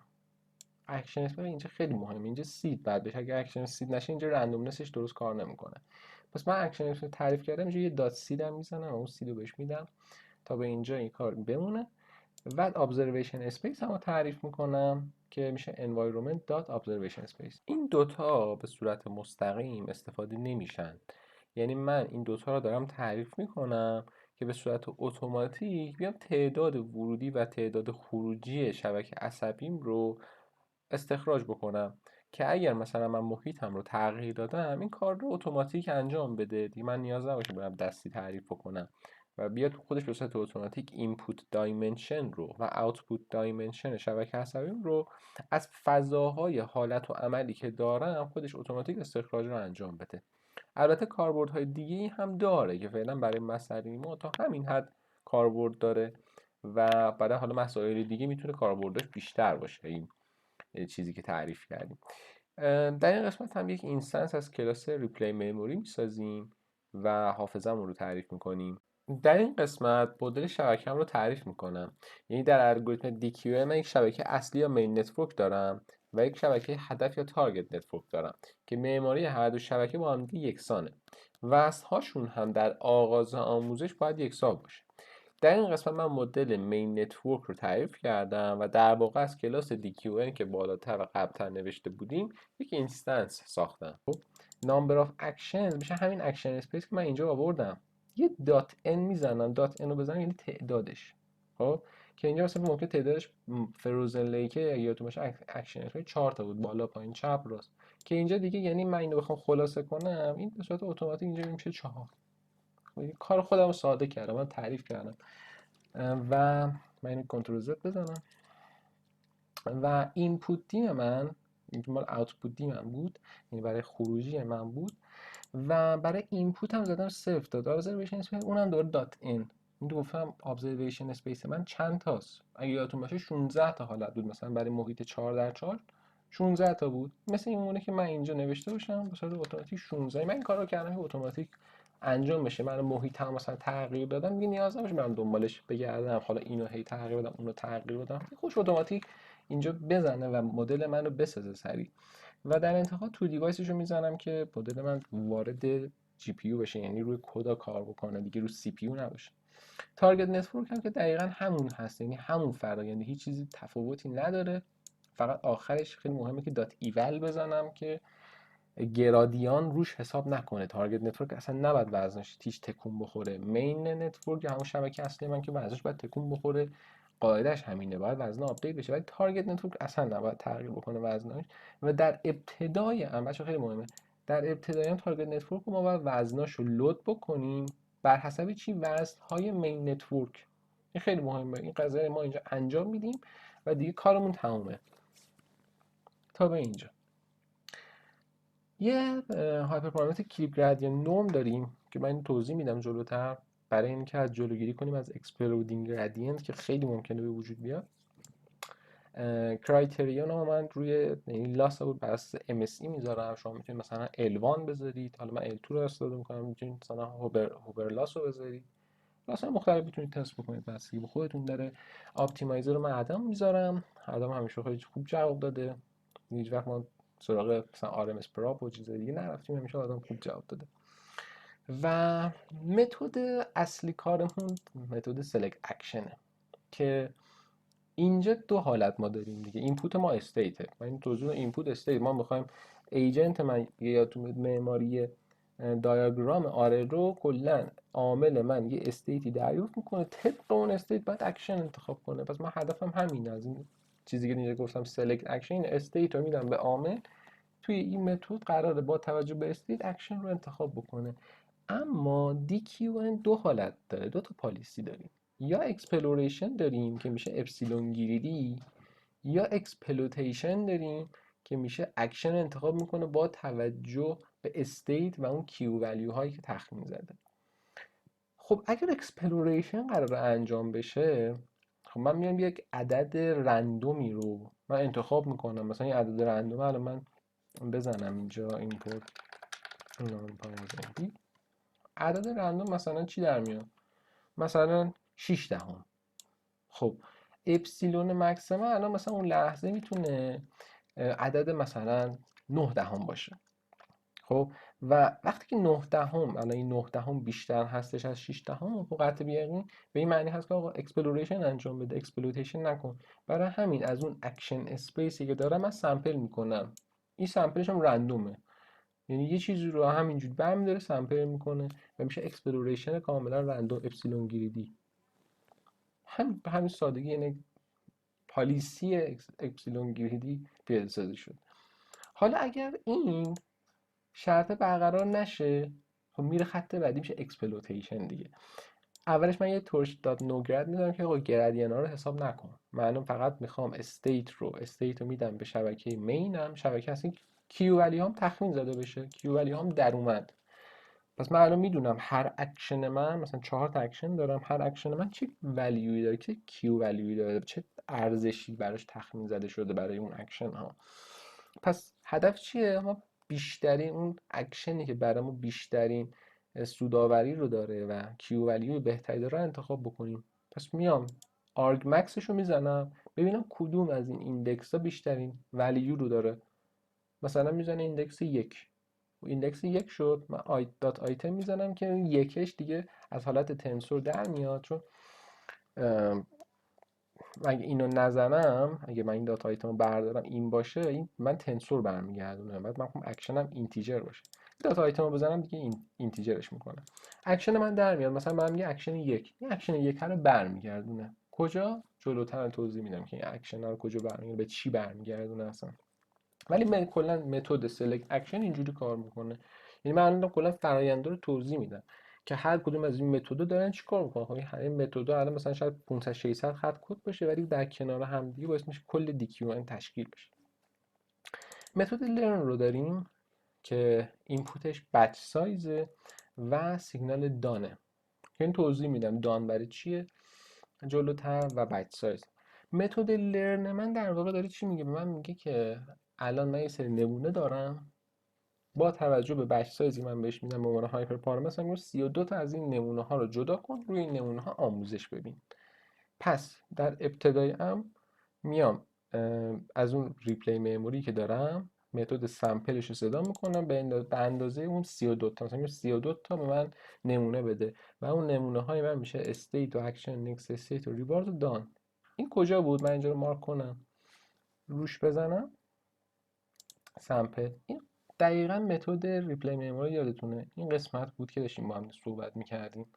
سامپل رو میاد به صورت رندوم انتخاب میکنه و اونا رو ریترن میکنه، در واقع وقتی یه تنسورشون که برمیگردونه. خب تا اینجا پس من یه استیت اکشن نکست استیت از حافظه اومدم نمونه هامو فراخوانی کردم، الان یه جا ذخیره‌اش کردم یه جا تو برای بلام. و این قسمت هایی که میبینید من کامنت کردم اینا برای دیباگینگ، من اینا رو گذاشتم که برای خودتون که بتونید شیپ ها رو بررسی بکنید. حتی اینجا گذاشتم چون توی پیاده سازی آرا خیلی شیپ ها مهمه. شما این شیپ ها رو من گذاشتم اینجا بتونید پرینت بگیرید ببینید استیتتون درسته قبل از اینکه شیپش رو تغییر بدید. ممکن نیاز باشه مثلا من اینجا اومدم اینا رو آن اسکویز کردم، یعنی اومدم یه دونه دایمنشنشون رو اضافه کردم. مثلا من وقتی که اکشنز رو مثلا میخواستم سمپل بگیرم، دایمنشنش این شکلیه، دقیقا دایمنشنش هست 32. من بچم 32 تایی بوده 32 شده، ولی من اینو نمیتونم روش عملیات انجام بدم، عملیاتی که جلوتر بهتون توضیح میدم. مجبورم آن اسکویز بکنم که اینجا یه دایمنشن دیگه هم اضافه کنه اینجوری بشه. خب و در واقع باعث میشه به من کمک میکنه که عملیات هم انجام بدم. حالا این مثال سادهش بودش، حالا میتونه این بست پیدا کنه که مثلا اگر استیت باشه ممکنه فراتر از این باشه، شیپش متفاوت باشه، یا میتونه مثلا سکونس باشه، تصاویر مثلا تصاویری باشه که سکونسیه، خیلی میتونه متفاوت باشه. برای همین این کلا این قسمت برای دیباگ کردنه و اینجا شیپش رو باید شما بتونید تغییر بدید. حالا مثلا من نیاز نبود استیت و نکست استیت دیگه شیپش رو تغییر بدم، شیپش اوکی بود، ولی اینا رو نیاز بود تغییر بدم. خب حالا استیت هم رو دوباره حالت معمول استیت هم میدم مین نتورک هم شبکه اصلیم که یک کیوی تخمین بزنه، اسمش رو گوشم پردیکتد کیو ما تخمین زده. حالا که کیو رو تخمین زده خیلی این قسمت مهمه. وقتی که کیو های من تخمین زده من الان 32 تا، خب 32 تا، یعنی من بچ سایزم 32 تایی بوده دیگه. 32 تا من کیو رو تخمین زدم به اندازه حالا تعداد اکشن هایی که دارم. مثلا تعداد اکشن های من هست 4 تا، یه همچین چیزی رو احتمالا به من برمیگردونه. خب من بعد میام با دات گدر که مال پای تورچ هست و ایندکس اکشن هام. ببینید من اکشن هم انجام داده بودم دیگه، اینجا اکشن هامو آورده بودم ذخیره کرده بودم، یعنی قبلا ایجنت من این اکشن رو انجام داده بوده تو مموری ذخیره کرده تو حافظش دیگه، در واقع تجربیاتشه. میگم ایندکس تا اکشن بذار، یعنی مثلا توی از این 32 تا، خب از این 32 تا مثلا میتونه تو اکسپریانس اول مثلا اکشن یک رو انجام داده باشه، توی مثلا اکسپریانس دومش مثلا میتونه اکشن مثلا سوم انجام داده باشه. به ازای اون ایندکسه میاد کیو ولیو رو جدا میکنه. خب و پردیکتد کیو من یعنی در واقع داره چی میشه، به ازای اون اکشنی که انجام داده روی هر 32 تا بچ داره اون کیوش رو در میاره. میگه من مثلا اکشن 2 رو انجام دادم، کیوش اینه، از اون 4 تا کیوه، از این 4 تا کیوه من میگه این کیو ولیو اون اکشنی که انجام دادی. اینجا میام با دات گدر اون جدا میکنم. چرا میخوام اینو بسنجمش که بهش یه از طریق لاس ببینم چقدر اختلاف داره که بتونم شبکه‌مو آپدیت کنم. و تو این قسمت خیلی مهمه دیگه، تارگت نتورک منه که مهمه. یعنی من میام با تورچ داد نو گرد میگم اولا اینکه گرادیان رو متوقف میکنم که حساب نشه رو تارگت نتورک هم. بعد که تارگت نتورک هم دیگه گرادیان حساب نکردم بهش نکست استیت هم میدم. یعنی بچه این قسمت مال قسمت فرموله دیگه، مال فرموله که شما میتونید مراجعه کنید به اسلایداتون اینو نگاه بکنید. یه فرمولی داره برای تمپورال دیفرنس که شما میتونید اینو به دست بیارید برای تارگت نتورک. و next استیت رو میدم به تارگت نتورک و وقتی که به تارگت نتورک دادم دات مکس میزنم روش، مکسیمومش رو من میخوام، اون اکشنی که یعنی اونی که کیو ولیوی منو به حد اکثر میرسونه رو میخوام. و اینجا ما دیگه آرگ مکس رو دیگه استفاده نمیکنیم، اینجا خیلی مهمه، علتش هم نوشتم اینجا. چون ما اون مکسیموم کیو ولیو رو میخوایم، ما اکشنی رو نمیخوایم که مکسیمایزش میکنه، ما کیو ولیو رو میخوایم که مکسیمایز میکنه. به نظرم بد نیومد که بخوام این رو روی فرمول هم نشون بدم. من اینجا رو ریستارت بکنم.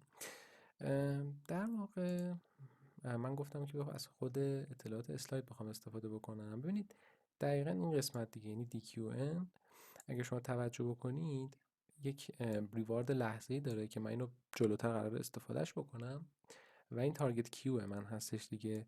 یه گامایی داره که باز این من دوره اینو جلوتر قرار استفاده بکنم بهتون میگم و پاک بکنم اینجا رو. این قسمت ببینید ماکسیموم کیوی رو میخوایم. خب به ازای چی؟ به ازای اون نکست، یعنی من نکست استیت رو میدم. خب این نکست استیت رو من میدم به مین نتورک من و یک کیو ولیوی تشخیص و تخمین میزنه برای همه اکشن های من. این نماد این آیه که اینجاست این همه اکشن های من و این اکشن ها مرتبط به چیه؟ نکست استیت من.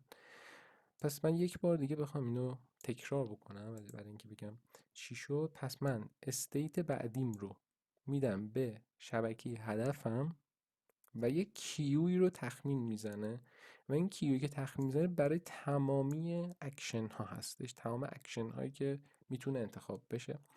و من کیوی رو میخوام که ماکسیمومه، یعنی اگه من الان اینجا مثلا 0 هست، مثلا 1 هست، 2 هست، 3 هست، مقدار حال کیو های من مکسیموم اون که بیشتری رو میخوام دیگه. پس دقیقا میشه این کیو ولیو من. پس این میشه داستان این قضیه که ماکسیموم از کجا میاد. ماکسیموم دقیقا از همینجا میادش و دقیقا من اینجا همین کارو کردم دیگه. نکست تارگت من الان کیو ولیوش در اومده و اون سیگنال دانه که بهتون گفتم برای حالتهای ترمینیشن و ترانکیشن بود، اون دانه دقیقا همینه. میگم اون نکستا، یعنی من ببینید توی قدم بعدی، تو گام بعدی ممکنه که بعد ترمینال برسم دیگه، اپیزود تموم بشه. اینجا دقیقا همینو میگم به ازای اونایی که دیگه تموم شده بود و به ترمینال رسیده بودن دیگه اونا رو بیا صفر بکن، کیو ولیوشون رو اصلا در نظر رو صفر کن، اونا دیگه مثلا حساب نیستن. و توی این قسمت دقیقا اون کار رو دارم انجام میدم. و توی قسمت بعدی هم دقیقا همین فرموله بود که الان با هم دیگه صحبت کردیم. یعنی شما نها کنید این ریوارد اینهاش گاما صفر تا دیسکانت، اینجا دوباره یه ضرب داره دیگه، ضرب داره next target keyword، یعنی این چیزی که اینجا حساب کرده بودیم دقیقا همینه دیگه، اینجا در واقع همین. پس این دقیقا همین فرموله دیگه، همین فرمول ما اینجا آوردیم، تارگت کیو ولیو الان حساب شده و به صورت کامل حساب شده. و حالا چیکار میکنیم؟ این تارگت کیو ولیو هایی که من حساب کردم رو با اون چیزی که از شبکه مینم پیش بینی کرده بودم، تخمین زده بودم، میام فاصله اینا رو بر اساس لاس فانکشن هم که لاس فانکشن من چی بود؟ MSE بودش، L2 بودش، میام تفاوتش و دیفرنسشون رو میگیرم و این میشه لاس من. و با توجه به لاسی که دارم من اینا رو اینجا، کاری که اینجا انجام میدم برای لاگش، برای پلات کردنه، این چیز خیلی مرتبط به حالا خود دیکیومن نیستش. این دارم کار رو انجام میدم که لاس رو توی جای ذخیره کنم، توی لیستی داشته باشم، یه لرن کانت میندازم که بخوام پلات ها رو انجام بدم دیگه. این قسمت رو زیاد توضیح نمیدم. اینجا ایف دانه که نوشتم اینا برای همون پلاته هستش، یعنی میگم اپیزود لاس مثلا چقدر هستش، لاس مثلا فعلی رو میگیرم به ازای تعداد دفعات در نظر میگیرم، لاس رو میام اپند میکنم توی لیست، میام اینا رو ریست میکنم برای پلات. این قسمت مهم نیست، قسمت مهمش اینجاشه تا اینجاشه. یعنی میام اول اینکه اپتیمایزرم رو من گرادیانا رو زیرو میکنم، لاس رو پس انتشار میکنم، بکورد پس میکنم و که اون گرادیان ها انتشار پیدا بکنن به عقب. و در نهایت من الان این قسمت رو توضیح میدم، ولی قبل اینکه این قسمت رو توضیح بدم اینم بگم که یه اپتیمایزر یه استپ برمیدارم، یه گام تو اپتیمیزیشن برمیدارم و پارامترهای نتورکم رو آپدیت میکنم. حالا این چیه؟ اولا اینکه ما اگه یادتون باشه یه پارامتر یا هایپر پارامتر من با تعریف کردم به نام کلیپ گرادینت نورم، برای اینی که از اکسپلودینگ گرادینت بتونم جلوگیری بکنم. خب ما خیلی پیش میاد که ممکنه شبکه‌مون دچار اکسپلودینگ گرادینت بشه، یعنی انفجار گرادیان ها اتفاق بیفته توش، و با استفاده از این دستور میتونم روی پارامترهای شبکه اصلیم میتونم بیام گرادیان ها رو کلیپ بکنم. مثلا اگر گرادیان من 10 بود، به جای اینکه 10 باشه مثلا من میام کلیپش میکنم، میگم آقا اگر بیشتر از 5 بود، مثلا کلا هر عددی بیشتر از 5 بود همه رو به کلیپ بکن، بیشترین حالا مثلا بکن 5 دیگه، از این بیشترش نکن مثلا، یا بکنش 2، میام اونا رو کلیپش میکنم دیگه. و این چیزی که اینجا کامنت کردم واسه شما هست که بتونید مقدار این کلیپ رو به دست بیارید. میتونه مسئله به مسئله و شبکه به شبکه با مقادیری که داره فرق بکنه. یه جا شما ممکنه گرادیانتون مثلا رو کلیپ 5 بهترین حالت باشه، یه جا ممکنه شما 10 بذارید خوب باشه، یه جا ممکنه 1 بذارید خوب باشه. این دقیقا همونه که شما میتونید اینجا رو کلا از حالت کامنت در بیارید، این خط رو کامنت کنید، اتفاقا برعکسش، یعنی دقیقا اینو کامنت بعد بکنید، این دوتا رو بعد از کامنت در بیارید، اجرا میگیرید، بعد به شما نشون میده که مثلا قبل از اینکه کلا کلیپ بکنید گرادیان نرمتون چقدره، به شما نشون میده، بعد شما میتونید اینجوری بهترین گرادیان کلیپ نرم رو در بیارید مقدارشون. خیلی کاربردیه و در واقع برای دیباگ کردن خیلی بهتون کمک میکنه، خیلی هم کارتون رو سریع میکنه. برسیم قسمت هارد آپدیت که در واقع برای این هستش که بخوایم وصل‌های شبکه هدف رو با وصل‌های شبکه اصلی مطابقت بدیم که هر از گاهی این رو انجام میدیم. یه فرکانسی داره، یه هایپر پارامتری داره که این کار رو باید انجام بدیم، که کلا این متد داره همین کارو می‌کنه. میگم تارگت نتورک ما بیاد به اصطلاح روش، یعنی تمام وصل‌هاشو بیا لود بکن. از چه چیزی لود بکن؟ از شبکه اصلی مین نتورک، یعنی وزنای کلا مین نتورک همه رو برمی‌داره، کپی میکنه میندازه روی تارگت نتورک من.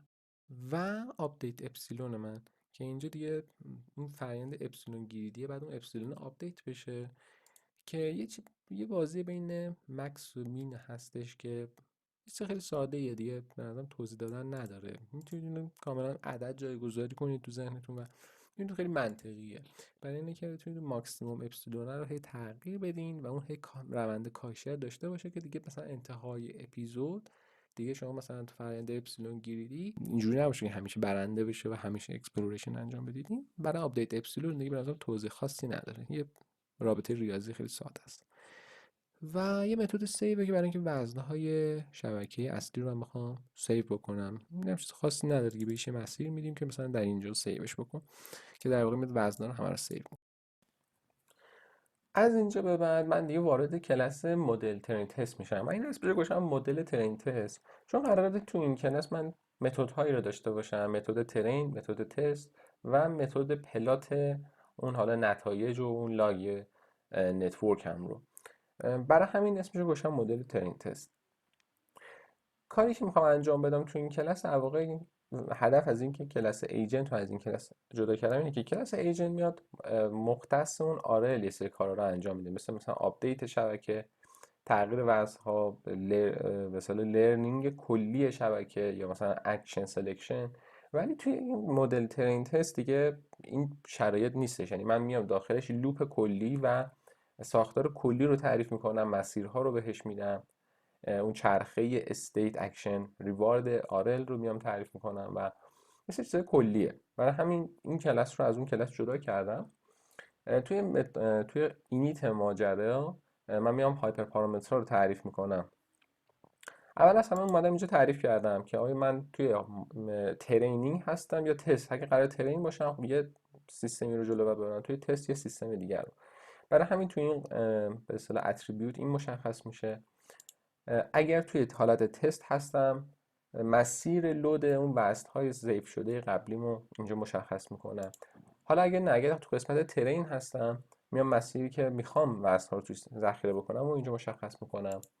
و سیو اینتروال من برای این گذاشتم که مثلا میگم اگر ما 2000 تا کلا اپیزود داریم، من مثلا بیام هر 500 تا 500 تا وزن شبکه رو سیو بکنم، لاگش و اون وضعیت تا اون اپیزود رو بیام مثلا پلات بکنم. و این خیلی خوبه برای اینکه مثلا شاید من از اون 2000 تا مثلا نتیجه رو توی 1000 تا اپیزود بگیرم و وزن رو ذخیره میکنم و دارمش دیگه. شاید نیاز نباشه من تا 2000 تا برم، ولی این رو میتونیم داشته باشیم میتونیم نداشته باشیم. من این دارمش چون به نظرم خیلی کاربردی هستش. هایپر پارامتر کلیپ گرادیان نورم رو داریم که این خیلی کاربردی هستش. امیدوارم حالا توی مسائل بتونم بهتون کاربردش نشون بدم. لرنینگ ریت رو داریم، دیسکانت فاکتور، بچ سایز، آپدیت فرکانسی. یعنی اینا که مشخص بودن، ولی آپدیت فرکانسی چیه؟ این دقیقا همون تعداد استپی هست که ما باید تارگت نتورکمون آپدیت کنیم. یعنی چی؟ یعنی مثلا من میام اینجا مشخص میکنم میگم هر 1000 تا استپی که برداشتیم توی انوایرومنت الان وقتشه که وصل‌های تارگت نتورک تغییر بکنه. پس بریم چیکار میکنیم؟ اون هارد آپدیت رو انجام میدیم، یعنی وصل‌های شبکه اصلی رو میایم به صورت کامل کپی میکنیم میذاریمش روی تارگت نتورک و اینجاست که این آپدیت روی شبکه هدف انجام میشه. پس این آپدیت فرکانسی این هایپر پارامتر که خیلی تاثیرگذاره، یعنی یکی از مهمترین هایپر پارامتر توی دیکیون شاید همین آپدیت فرکانسی بشه. شاید مثلا بچ سایز انقدر تاثیر نداشته باشه یا مثلا دیسکانت فاکتور خیلی تاثیر زیادی داره، لرنینگ ریت تاثیر خیلی زیادی داره، ولی شاید مثلا بقیه حالا مثلا ماکسیموم و شاید مینیموم حالا اپسیلون گیریدی، مثلا اپروچ اپسیلون گیریدی، شاید اون هایپر پارامترش با از اولویت کمتری برخوردار باشه. در نهایت ماکسیموم استپ رو داریم، ماکسیموم اپیزود رو داریم که تعداد کل اپیزودها، یعنی چقدر میخوام آموزش بدم. ماکسیموم استپ برای انوایرومنت ها هستش که مثلا من میگم هر انوایرومنت باید چند تا استپ داشته باشه، ماکسیموم استپش چقدر باشه. البته اینا توی مثلا مسئله فروزن لیک اومده خودش اینو گفته توی قسمت اپیزود نوشته که مثلا برای محیط 4x4 مون ماکسیموم 100 تا استپ رو داریم و برای 8x8 هم ما 200 تا داریم. یعنی به عبارتی توی بعضی از محیط ها این تعریف شده است، ممکنه تو بعضی از محیط ها این تعریف نشده باشه و تا اینفینیت و نامحدود این مکسیموم استپ بتونه ادامه دار باشه و نیازی که یه جا دیگه ما براش یه مکسیمومی تعریف بکنیم که یه محدودیتی شکل بگیره دیگه، اپیزود اینفینیت نباشه که اونم حالا میگم مسئله فرق میکنه، ولی معمولا ما اینو تعریفش میکنیم که حالا اگرم تعریف نکنیم بستگی به اون انوایرمنت میتونه از قبل تعریف شده باشه کلا. رندر رو دارم که این حالت ترو فالس داره، یعنی بگم که رندرینگ داشته باشم، آیا نمایش تصویری داشته باشم از اون اتفاقی که داره توی آموزش میفته یا نه، یا حالا توی محیط تست. اپسیلون مکس مین و دیکی رو دارم که مکسیمومش رو مثلا ما دیگه مکسیموم اپسیلونمون یکه دیگه، یک نمیتونیم بیشتر بذاریم. مینیمومش هم حالا دیگه بستگی به خودتون داره، میتونید مثلا 1/100 بذارید یا 1/10 بذارید، معمولا این پارامترها بهترینشن. و اپسیلون دیکی هم دیگه بستگی به توتال اپیزودتون که مکسیموم اپیزودتون چقدر میخواین تعریف بکنید، این اپسیلون دیکی هم باید تعریف بکنید که روند کاهشی داشته باشه، نه اونقدر سریع کاهش پیدا کنه نه اونقدر دیر کاهش پیدا کنه، یا حالت بالانسی رو برای وسط رعایت بکنید. مموری کپاسیتی هستش که دیگه ظرفیت حافظه اکسپریانس ریپلی مموری مونه. این ستایی که اینجا من مشخص کردم اینا مرتبط به هم environment هم به جیمنازیوم مرتبطه. number of state در واقع برای این هستش که من میخوام یک تبدیلی رو، یک پیر پروسسی رو انجام بدم، توضیح میدم راجبش. مپ سایزم برای این environment، یعنی من محیط 4x4 میخوام داشته باشم یا 8x8. اینم دارم توضیح میدم، خیلی چیز عجیبی نیست. ولی رندر FPS برای اینه که وقتی که من میخوام رندرینگ داشته باشم با چه FPS این رندرینگ انجام بشه. اگه خب مثلا مقدارش نزدیک مثلا 0 باشه، نزدیک مثلا 1 2 3 4 5 اینا باشه، مثلا FPS خیلی کمی آپدیت میشه و عملا شما باید خیلی دقیقه منتظر بمونید تا مثلا یه اپیزود خاتمه پیدا کنه. هرچی بیشتر باشه خب سریعتره، و اگر 0 باشه مقدارش، یعنی با حداکثر حالت ممکن این پردازش رو انجام میده. توی اینجا من میام environment رو دیگه تعریف میکنم. در واقع با دستور یعنی gym.make من میام اون environment هم میسازم. یعنی دقیقاً چی؟ یعنی دقیقاً همین چیزی که همیشه این اول environment ها توی documentation نوشته gymnasium.make frozen lake مثلا v1 و دقیقاً من همین کار کردم دیگه. جیمنازیوم که حالا من اینجا بخوام مثلا دقیق تر بگم، چون من اینجا جیمنازیوم از جیم کرده بودم، به خاطر اینه که اینجا جیمنازیومه و اینجا gym.make رو میزنم و من بهش میگم frozen lake v1. حالا اینا چیان؟ اینا همون آرگومنت هایی هستن که برای این environment ما میتونستیم بنویسیم. یعنی دقیقا اینجا مثلا نوشته map name، نوشته is slippery، نوشته descriptionشه و این چیزا توی خود داکیومنتیشنش هست و منم از این استفاده کردم. این مثلا map name برای همه environment ها اصلا وجود نداره، این آرگومنت که مختص این environment که من اومدم دقیقا این مپ سایزی که اینجا من بهش میدم، مثلا میگم 4x4 باشه یا 8x8 باشه، اینجا میام فقط اینجا قرارش میدم که مشخص بکنم چه مپی رو میخوام. گفتم که اون ایز اسلیبریش هم من فالس میذارم بخاطر اینکه نمیخوام نویز بهش اضافه بشه، کارمون سخت میشه. یه ورودی دیگه هم داره این برای اینکه بخوایم انوایرمنت رو بسازیم که مکس اپیزود استپ هست. این دقیقا همون مکسیموم هست دیگه. من میگم مثلا 200 تا استپ باشه هر اپیزود، 500 تا باشه. اگر اینو تعریفش نکنیم، چی میشه؟ میاد با توجه به این مکسیموم که اینجا خودش نوشته اون رو قرار میده. یعنی اگه محیط من 4 باشه میذاره 100، ولی اگر انوایرمنتی باشه که این مکسیموم استپ رو تعریف نکرده باشه براش، اگر براش این مکسیموم استپ تعریف نشده باشه، اون موقع دچار چالش میشیم. مثلا محیط کلیف واکینگ توی اپیزود اندش هیچ گونه مکسیموم استپی تعریف نشد، فقط گفته که هر وقت مثلا به لوکیشن فلان برسه، کلیف واکینگ یعنی مثلا به این قسمت برسه، ایجنت مثلا برنده است و اپیزود خاتمه پیدا میکنه و اینجا مکسیموم استپ تعریف نشده و شما اگه این محیط رو مکسیموم استپ براش تعریف نکنید دچار چالش میشین، یعنی تا اینفینیت میتونه اون مسئله ادامه پیدا بکنه و ممکن مثلا 3000 تا 4000 تا قدم طی بشه تا اینکه مثلا به انتها برسه ایجنتتون. رندر مود چند تا حالت داره توی داکیومنتیشن جیم هم یعنی در واقع جیمنازیوم. شما میتونید اینو ببینید چه حالت‌هایی وجود داره. مثلا حالت RGB داره، حالت انسی داره و حالت هیومن داره. هیومن باشه یعنی که شما با چشم دیگه میتونید ببینید، اون رندرینگ رو میتونید ببینید. و من اینجا یه ایف هم گذاشتم دیگه که اگه مثلا ترو بود هیومن مود باشه یعنی رندرینگ فعال بشه، اگر ترو نبود نان باشه یعنی اصلا رندرینگ وجود نداشته باشه. حالا شما مثلا اگه RGB بذارید دیگه بهتون خروجیش جوری هست که شما میتونید اون رو مثلا حالت تصویر دیگه میتونید پلات بکنید و اینا، و حالت انسی باشه که اصلا حالت تکست بیسته. حالا اینو میتونید تو داکیومنتیشن جیمنازیوم دقیق‌تر بخونید با توجه به چیزی که میخواید. من معمولا همون هیومن به نظرم برامون کافیه دیگه، چرا بخوایم مثلا کارمون سخت‌تر بکنیم. حالا بعضیا هستن تسکاشون جور دیگه یا شاید براشون نیاز باشه مثلا حالت RGB رو داشته باشن. و اینجا که میام برای یه متاد دیتا همون رندر FPS که میام برای اون انوایرمنت تعریف میکنم که هر چند تا فریم پردازش رو انجام بده و رندرینگ رو نشون بده.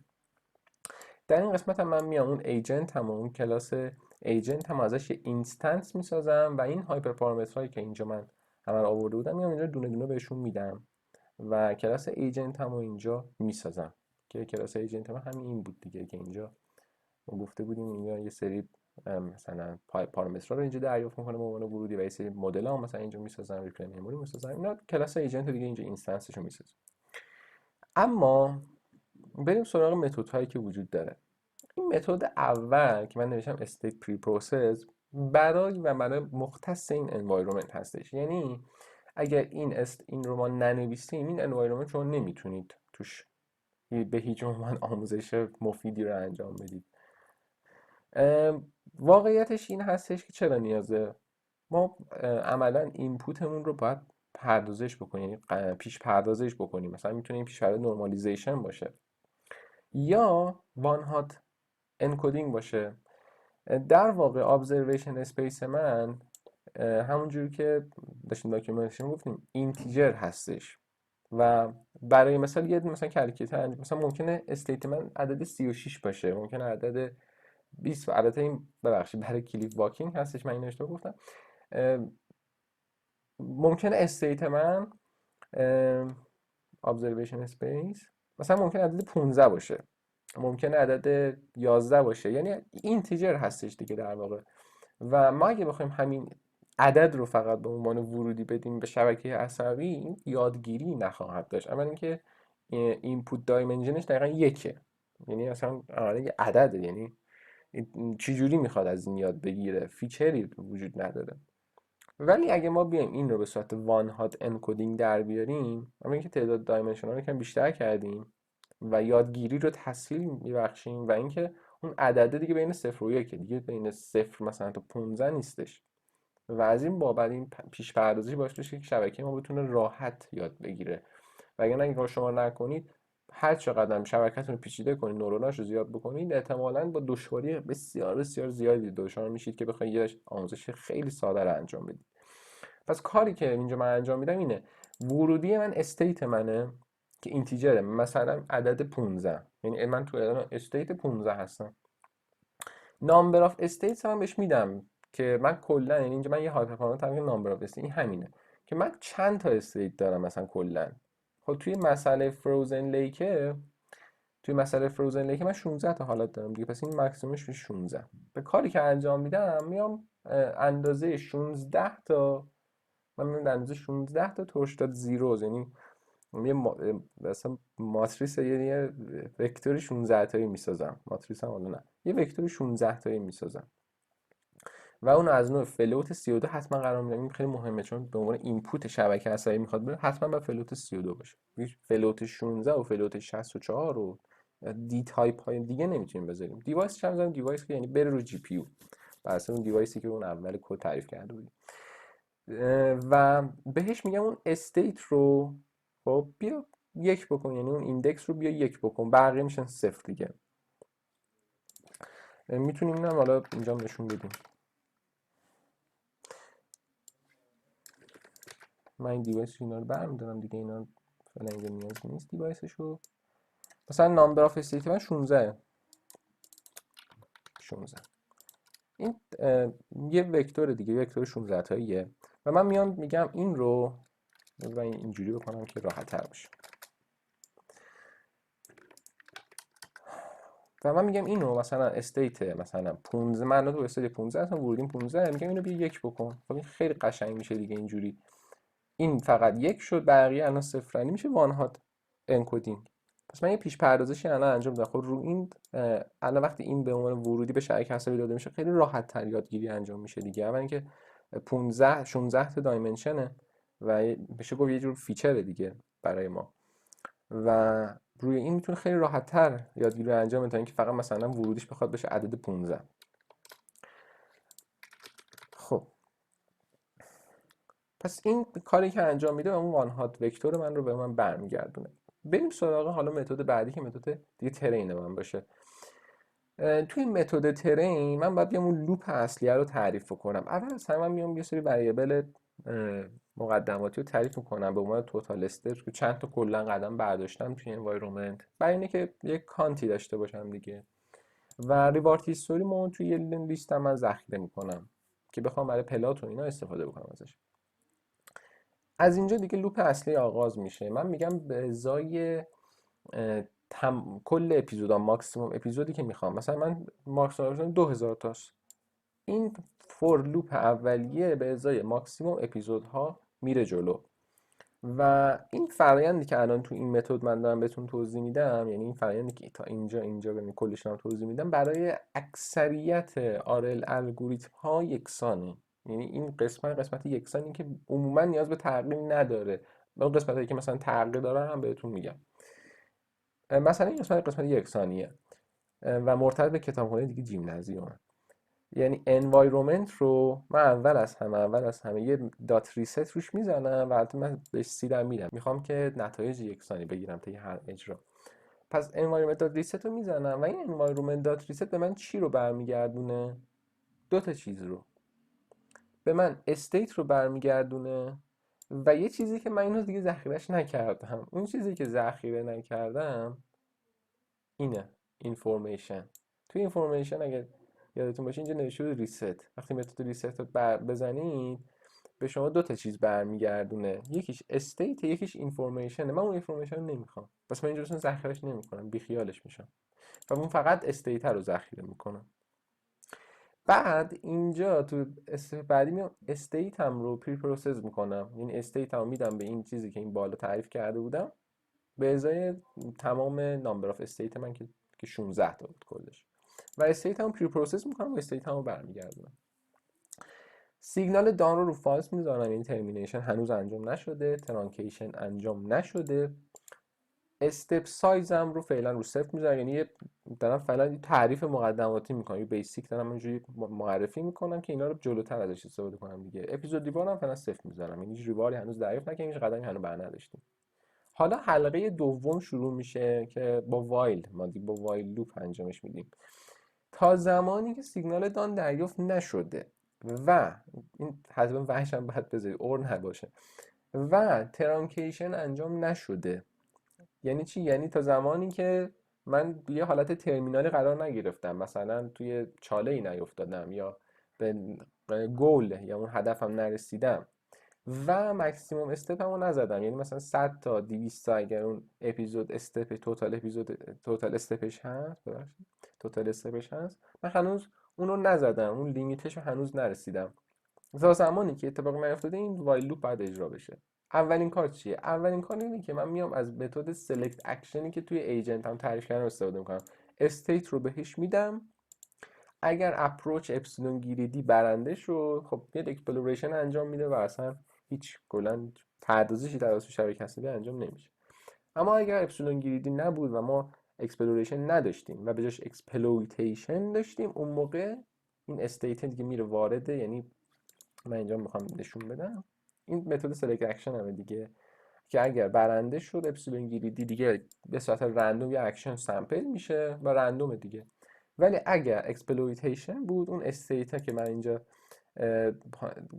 بهش داده بودم عنوان بودی میره تو شبکه عصبی من، کیو ولیو ها در میاد. کیو ولیو که در اومد من میگم اون اکشنی که کیو ولیو بیشتری داره رو من بعد انجام بدم، اکشن در میاد و اکشن ریترن میشه. پس به همین خاطر من اولین گامم اینه، استیت هم میدم به سلکت اکشن و اکشن هم مشخص میشه که الان چه اکشنی باید انجام بدیم. اوکی. و حالا که اکشن مشخص شد، داخل انوایرومنت من باید یک قدم، یک گام بردارم که با دات استپه. تو اون دات استپ من بهش اکشن رو میدم، میگم ایجنت من اکشن فلان رو توی انوایرمنت انجام بده با دات استپ، یعنی یه گام توی انوایرمنت بردار. چیزهایی که این دات استپ برمیگردونه 5 تا حالت داره. اولی که نکست استیت رو به من میده، اون حلقه چرخه آره رو حتما تو ذهن داشته باشید. وقتی که اکشن رو من رو انوایرمنت انجام دادم، منو وارد حالت جدید میکنه، به من یه پاداشی میده، به من میگه که آیا الان من به حالت ترمینال رسیدم یا نه، آیا دان شد مسئله، آیا به هدف رسیدم یا چاله افتادم، چی شد. ترانکیشن هم من میده که آقا من به الان مکسیمم استپ هستم یا نه.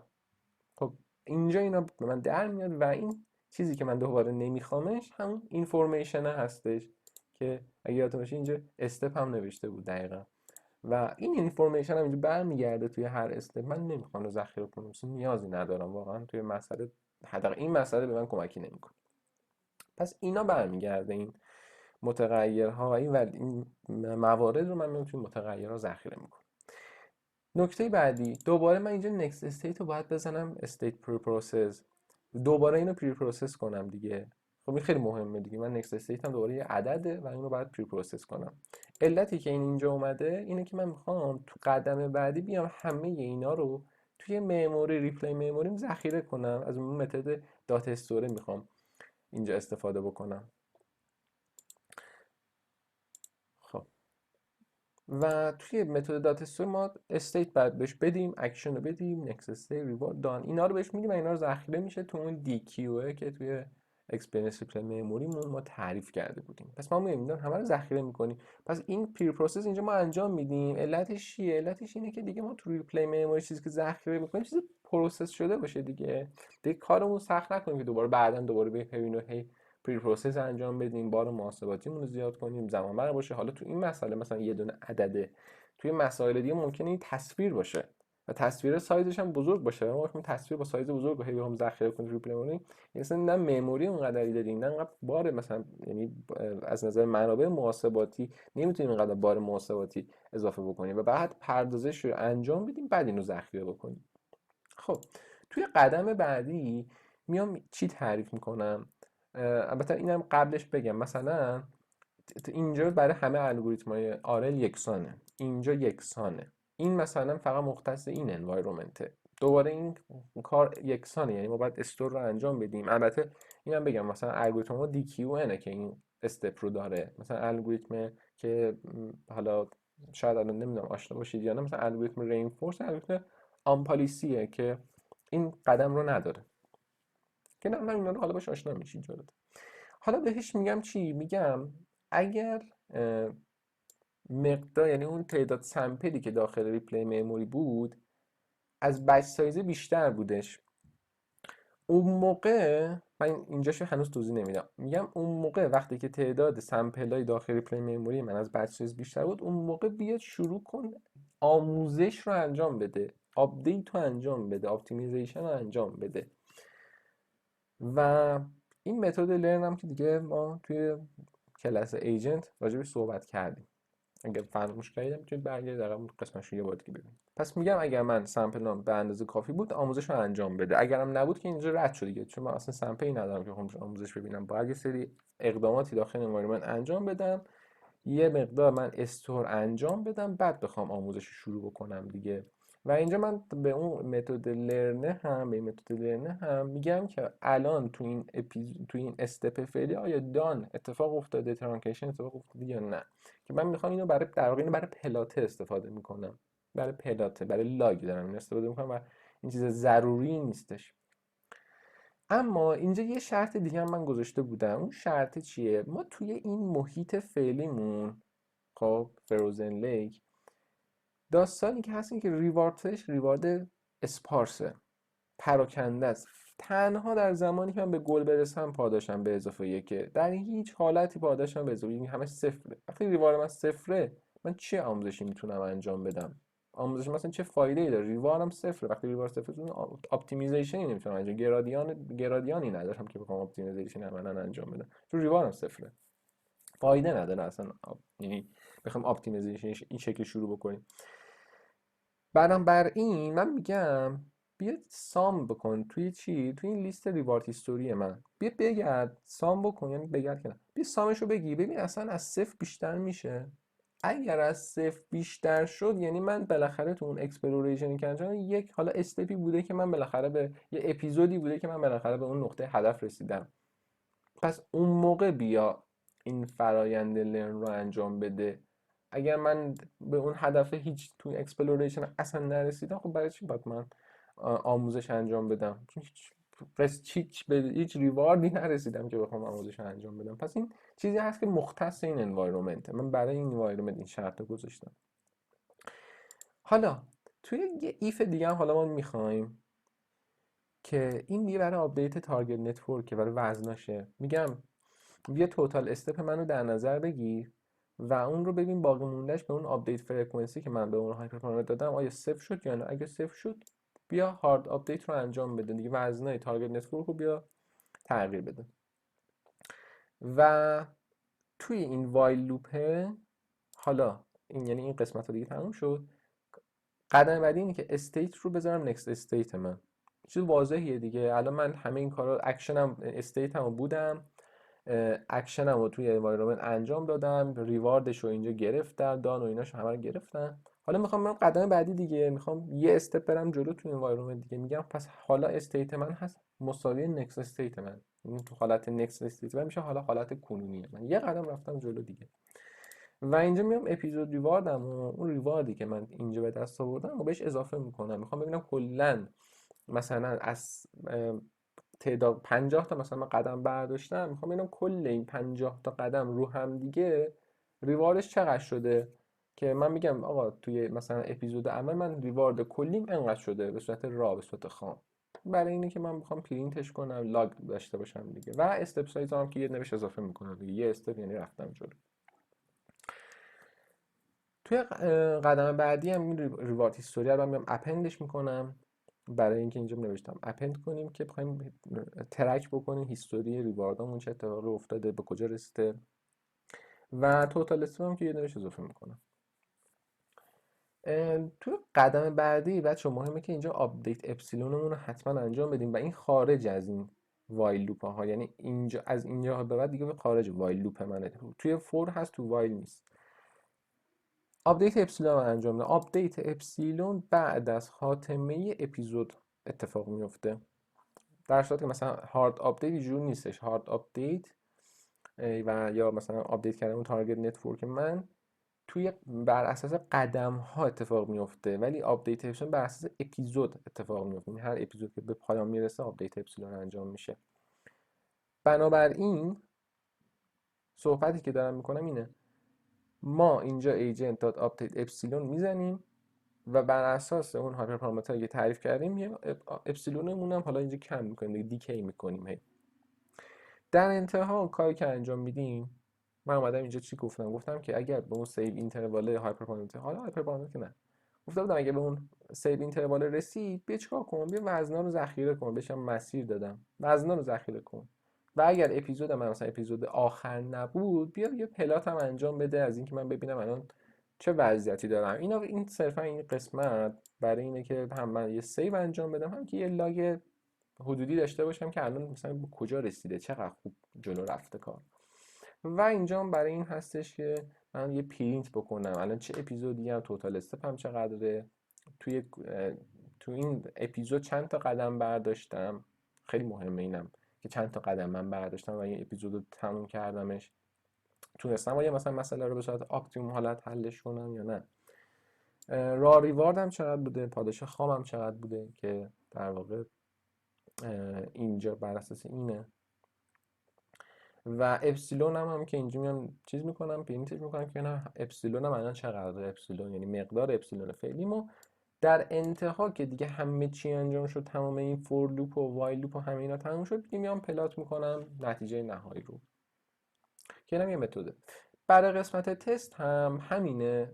تفاوت اولی که داره اینه که من تو اول این حالت وزن مین نتورک رو میام لود میکنم بر اساس وزنایی که قبلا ذخیره کردم و دات ایول میزنم که هیچ گونه گرادیانی روش کامپیوت نشه، هیچ وزنا تغییر نکنه. از اینجا بعد همه چیزش تقریبا یکسانه، به جز اینکه مثلا اینجا اون پری پروسسور رو، این پری پروسسور که اینجا دارم اون دیگه اینجا این زیر اینجا نیاوردم. خب یعنی من الان توی ترین لوپ بریم، ترین لوپ اینجا من پری پروسسور گذاشتم، اینجا هم گذاشتم، ولی توی دیگه متد تست این پایین دیگه نذاشتم، نیازی نیستش. خودتون یه نگاه بندازید لوپ رو متوجه میشید که اینجا نیاز نیستش من پری پروسس رو انجام بدم، همین اولش بزنم کفایت میکنه. به واسطه اینکه این استیموس نکست سیشن خود این نگاه بندازید کاملا متوجه میشید که اینجا نیاز نیست. همه چیز یکسانه، اینجا یکسانه، اینجا یکسانه، این یکسانه، یکسانه، این لوپ یکسانه و تا اینجاش هم همه یکسانه. و البته اینجا من مثلا اپسیلون رو مثلا دیگه پرینت نمیکنم، مثلا چیزهای دیگه کمتری رو پرینت میکنم دیگه، چیزی نیاز داریم به عنوان تست بدونیم. و در انتها من پایگیم دات کویت هم گذاشتم که دیگه اگر حالت رندر بود که دیگه من برای تست حالت رندر رو همیشه فعال میکنم دیگه، من میخوام تست کنم به صورت چشمی هم این وضعیت چجوریه. و وقتی که اون رندرینگ تموم شد میذارم پایگیم دات کویت که اون پنجره رو ببنده.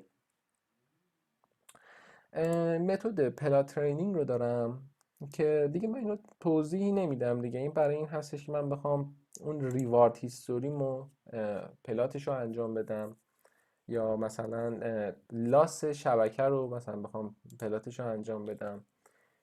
اینو دیگه توضیح نمیدم دیگه چون مرتبط واقعا به آرل نمیشه، یه کدی برای اینه که فقط پلات انجام بده. و اما قسمت اجرای من اینجا دقیقا قسمتی هست که من اون پارامترها و اون هایپر پارامترها رو تعریف میکنم.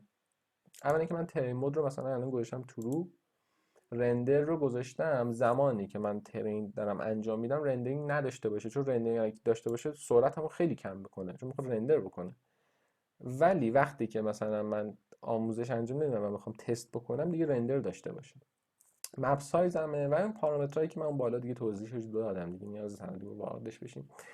و در انتها هم که از مدل ترین تست اون کلاسه یه اینستنس میسازم، این هایپر پارامترهایی که اینجا تعریف کردم بهش میدم به عنوان ورودی و کلاس دیپ آرل هم من یادش اینستنس ساختم.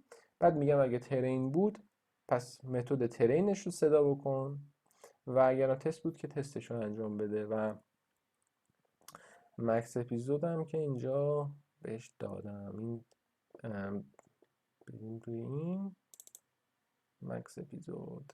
دیگه اینجا مکس اپیزودش فقط نیاز بوده بدم چیز دیگه، نیاز نبود همه پارامترها رو بدم، یعنی مکس اپیزود دادم و کار راه میفته.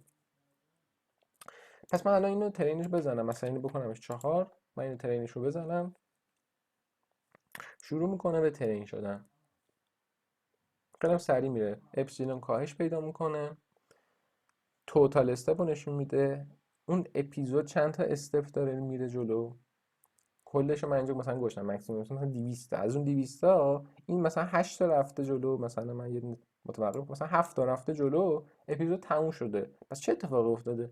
احتمالاً تو چاله افتاده، چاله افتاده.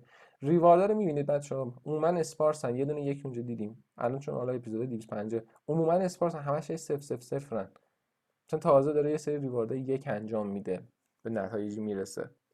این خوبه دیگه، یعنی داره آموزش انجام میشه.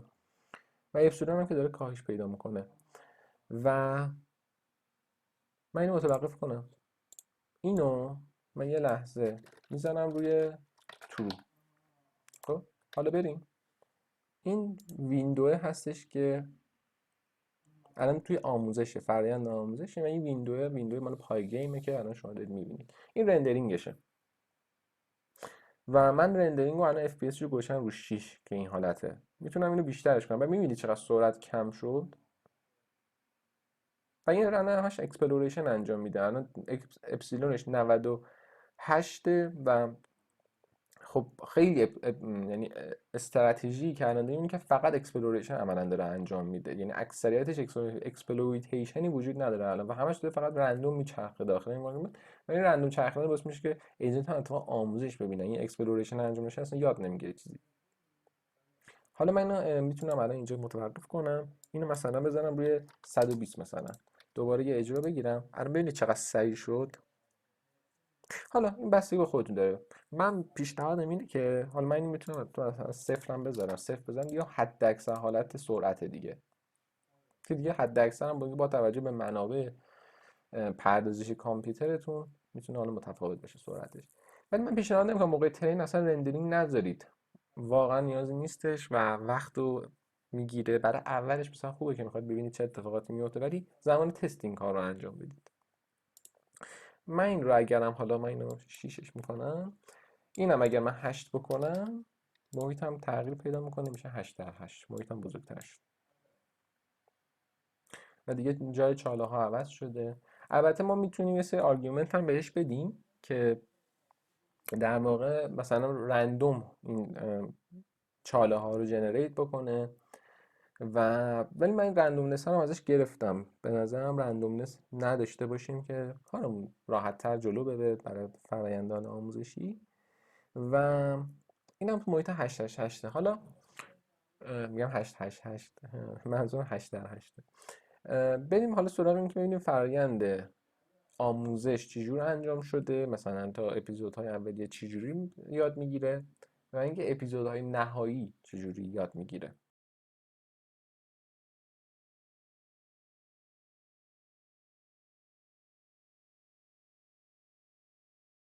خب من وزنهایی که از قبل آموزش داده بودم رو لود کردم. من اینو الان اجراش بکنم برای محیط 4 در 4. الان برای محیط 4 در 4 یه همچین آموزشی رو دیده. من میتونم اینو مثلا بیشتر کنم، اینجا اینو بزنم مثلا 5 تا بره جلو. چیزی که برای مثلا الان محیط 4 در 4 یاد گرفته اینه، میتونستم به جای اینکه مثلا از این مسیر بره میتونست از این مسیرم بره، تقریبا هیچ تفاوتی نمیکرد دیگه. خب این برای محیط 4 در 4شه، این برای محیط 8 در 8ش. خب من وزنا رو الان جابجا کردم داخل فولدرش و الان این برای محیط 8 در 8ش هستش که این چیزی هستش که الان آموزش دیده که به نظر منم اپتیموم حالتی اپتیموم حالتشه و همه اینا با توجه به اون چیزیه که تونستیم آموزش بدیم. نمودارش رو با هم دیگه ببینیم. نمودارش رو برای الان محیط 8 در 8 این نموداری هستش که از آموزش تونستم من به دست بیارم. تقریبا میشه گفت تا این اپیزودهای مثلا 1200 و اینا تقریبا چیز خاصی یاد نگرفته، ولی از اینجاها دیگه تونسته آموزش رو به خوبی انجام بده و ریواردش که بره بالا. گفتم محیط اسپارس دیگه بین 0 و 1 دیگه، یعنی یا 0 یا 1 و این زرده واسه همینه که همه خیلی خط صاف شده، چون یا 0 یا 1 و این شکلی شده. این اسم 50 یعنی آبیه در واقع سیمپل مووینگ اوریج، یعنی 50 تای اخیر رو 50 تا اپیزود قبل رو داره به شما نشون میده که 50 تا اپیزود قبل چه شکلی داره، ببخشید 50 تا اپیزود بعدی رو داره نشون میده که تا 50 تا اپیزود بعدی چجوری کار کرده. و میبینید که مثلا دیگه در انتهای امر تونسته مثلا تو 50 تای بعدی مثلا به یه حدی برسه که دیگه ریوارده به 1 دیگه نزدیک شده، یعنی اکثرا مثلا از 100% تقریبا 90%ش رو تونسته مثلا اوکی پیش بره. ولی خب چون تو فرآیند آموزشی بوده ممکنه که مثلا اکسپلوریشن اون لحظه اتفاق بیفته و یا پاش لیز بخوره، یا پاش که لیز نمیخوره بره تو چاله به خاطر اون اکسپلوریشنه. و در واقع یکی از نمودارهای دیگه که من گذاشته بودم نمودار لاس هستش. ببینید بچه‌ها مثلا اون اپیزودهای اولی تقریبا اون اپیزود 10 20 اینا مثلا ابتدایی مثلا 50 تا اول تقریبا میشه گفت لاس شبکه لاس بالایی هستش. تقریبا حالا زیاد هم نیستش این دیفرنس، ولی خب لاسش بالا هستش، زیاد هست و تقریبا تو اون اپیزودهای اولیه این لاس نزدیک به 0 میشه، یعنی اون دیفرنس بین چیزی که پیش بینی شده و اون چیزی که هدف هست خیلی تونسته پیش بینی خوبی انجام بده با اون تعداد نورونایی که براش تعریف کردیم. و مثلا اینجاها جایی بود که اگه یادتون باشه توی این نمودار دقیقا اینجاها بود دیگه، اینجاها تقریبا پیکو خورده بود و یه آموزش دیگه تغییر روندش دیگه تغییر کرده بود، تونسته یه سری چیزا یاد بگیره، برای همینجا یه تغییر داشته و دوباره شروع کرده اون رو مینیمایز کرده و اینجا به خاطر اون اتفاقی که افتاده اینجا دیگه یادگیری انجام شده. یعنی ببینید وقتی که یادگیری داره انجام میشه چه تو این برای ریوارد ها هستش و چه توی لاس، میبینید که اون لحظه تغییر اتفاق میفته. این لاس یه دفعه تغییر کرده، یه دفعه شبکه یه چیزی رو دیده که گفته اینو اصلا من تا حالا ندیده بودم و اونجا آموزش انجام شده. اینجا هم شما ببینید اینجا یه تغییراتی داشته می‌کرده، یه اسپایک های اینجا مشاهده می‌کنید، به خاطر اینکه اینجاها مثلا یه چیز یاد گرفته دیگه، اینا زرده شده چی یک، یعنی اینجا مثلا تونسته به هدف برسه. پس اینم میشه اون تحلیله که شما میتونید داشته باشید و اینم مثلا توی فرآیند همون آموزش هستش برای محیط 8x8 که میبینید توی مثلا اکسپلوریشن میتونه خیلی اتفاقات مختلفی بیفته، میتونه مثلا شانسی به هدف برسه، میتونه تو اون اپیزود اولیه فقط هم تو چاله بیفته و ما مثلا اومده بودیم تعریف کرده بودیم که چی، که تا زمانی که به هدف نرسیده حتی لرنینگی توی شبکه عصبی انجام نشه و این دقیقا همون اتفاقه. این تا زمانی که به اون هدف نرسه اکسپلوریشنه و هیچ گونه آموزشی رو شبکه ما ایجاد نمی کنیم، اجازه نمیدیم که آموزش انجام بشه. خیلی ممنونم دوستان که تا به اینجای ویدیو همراه بنده بودین. امیدوار هستم مطالبی که داخل این ویدیو عنوان شد براتون کاربردی و مفید بوده باشه. دو ویدیوی دیگه به صورت اکسترا پس از این ویدیو آپلود خواهد شد که ویدیوی اول من مسئله کلیف واکینگ رو درش بررسی میکنم، یک سری نکات از تجربیات کلی رو که تجربه شخصی خودم هست، پیاده سازی‌ها و سر و کله زدن با مسائل یادگیری تربیتی عمیق رو باهاتون به اشتراک خواهم گذاشت و گریزی هم به کتاب آیساتون و بارتون میندازیم که مسئله کلیف واکینگ رو بتونیم با هم دیگه بیشتر آشنا بشیم و در ویدیوی دوم هم یک مسئله دیگر رو که مسئله ماونتین کار باشه رو با هم دیگه بررسی می‌کنیم. مسئله ماونتین کار چالش بیشتری داره و شما رو با چالشش آشنا می‌کنم، سعی می‌کنم توی پیاده سازی بهتون یاد بدم که چجوری می‌تونید تغییراتی ایجاد بکنید که بتونید چالش رو برطرف بکنید و در انتها هم من کد گیت هاب رو براتون قرار میدم که الان داخل صفحه میتونید مشاهده بکنید و میتونید کد همین ویدیو که در خصوص فروزن لیک بود رو از طریق گیت هاب دریافت بکنید و حالا برای پروژه فعلی یا روی خود فروزن لیک یک سری آموزش‌ها تست ها رو انجام بدید که یکم بیشتر باهاش آشنا بشید. ممنونم که تا این لحظه فرصتتون رو در اختیار من قرار دادین، وقت گذاشتین و امیدوارم که همیشه شاد و خوش و خرم باشین. خدا نگهدار شما باشه.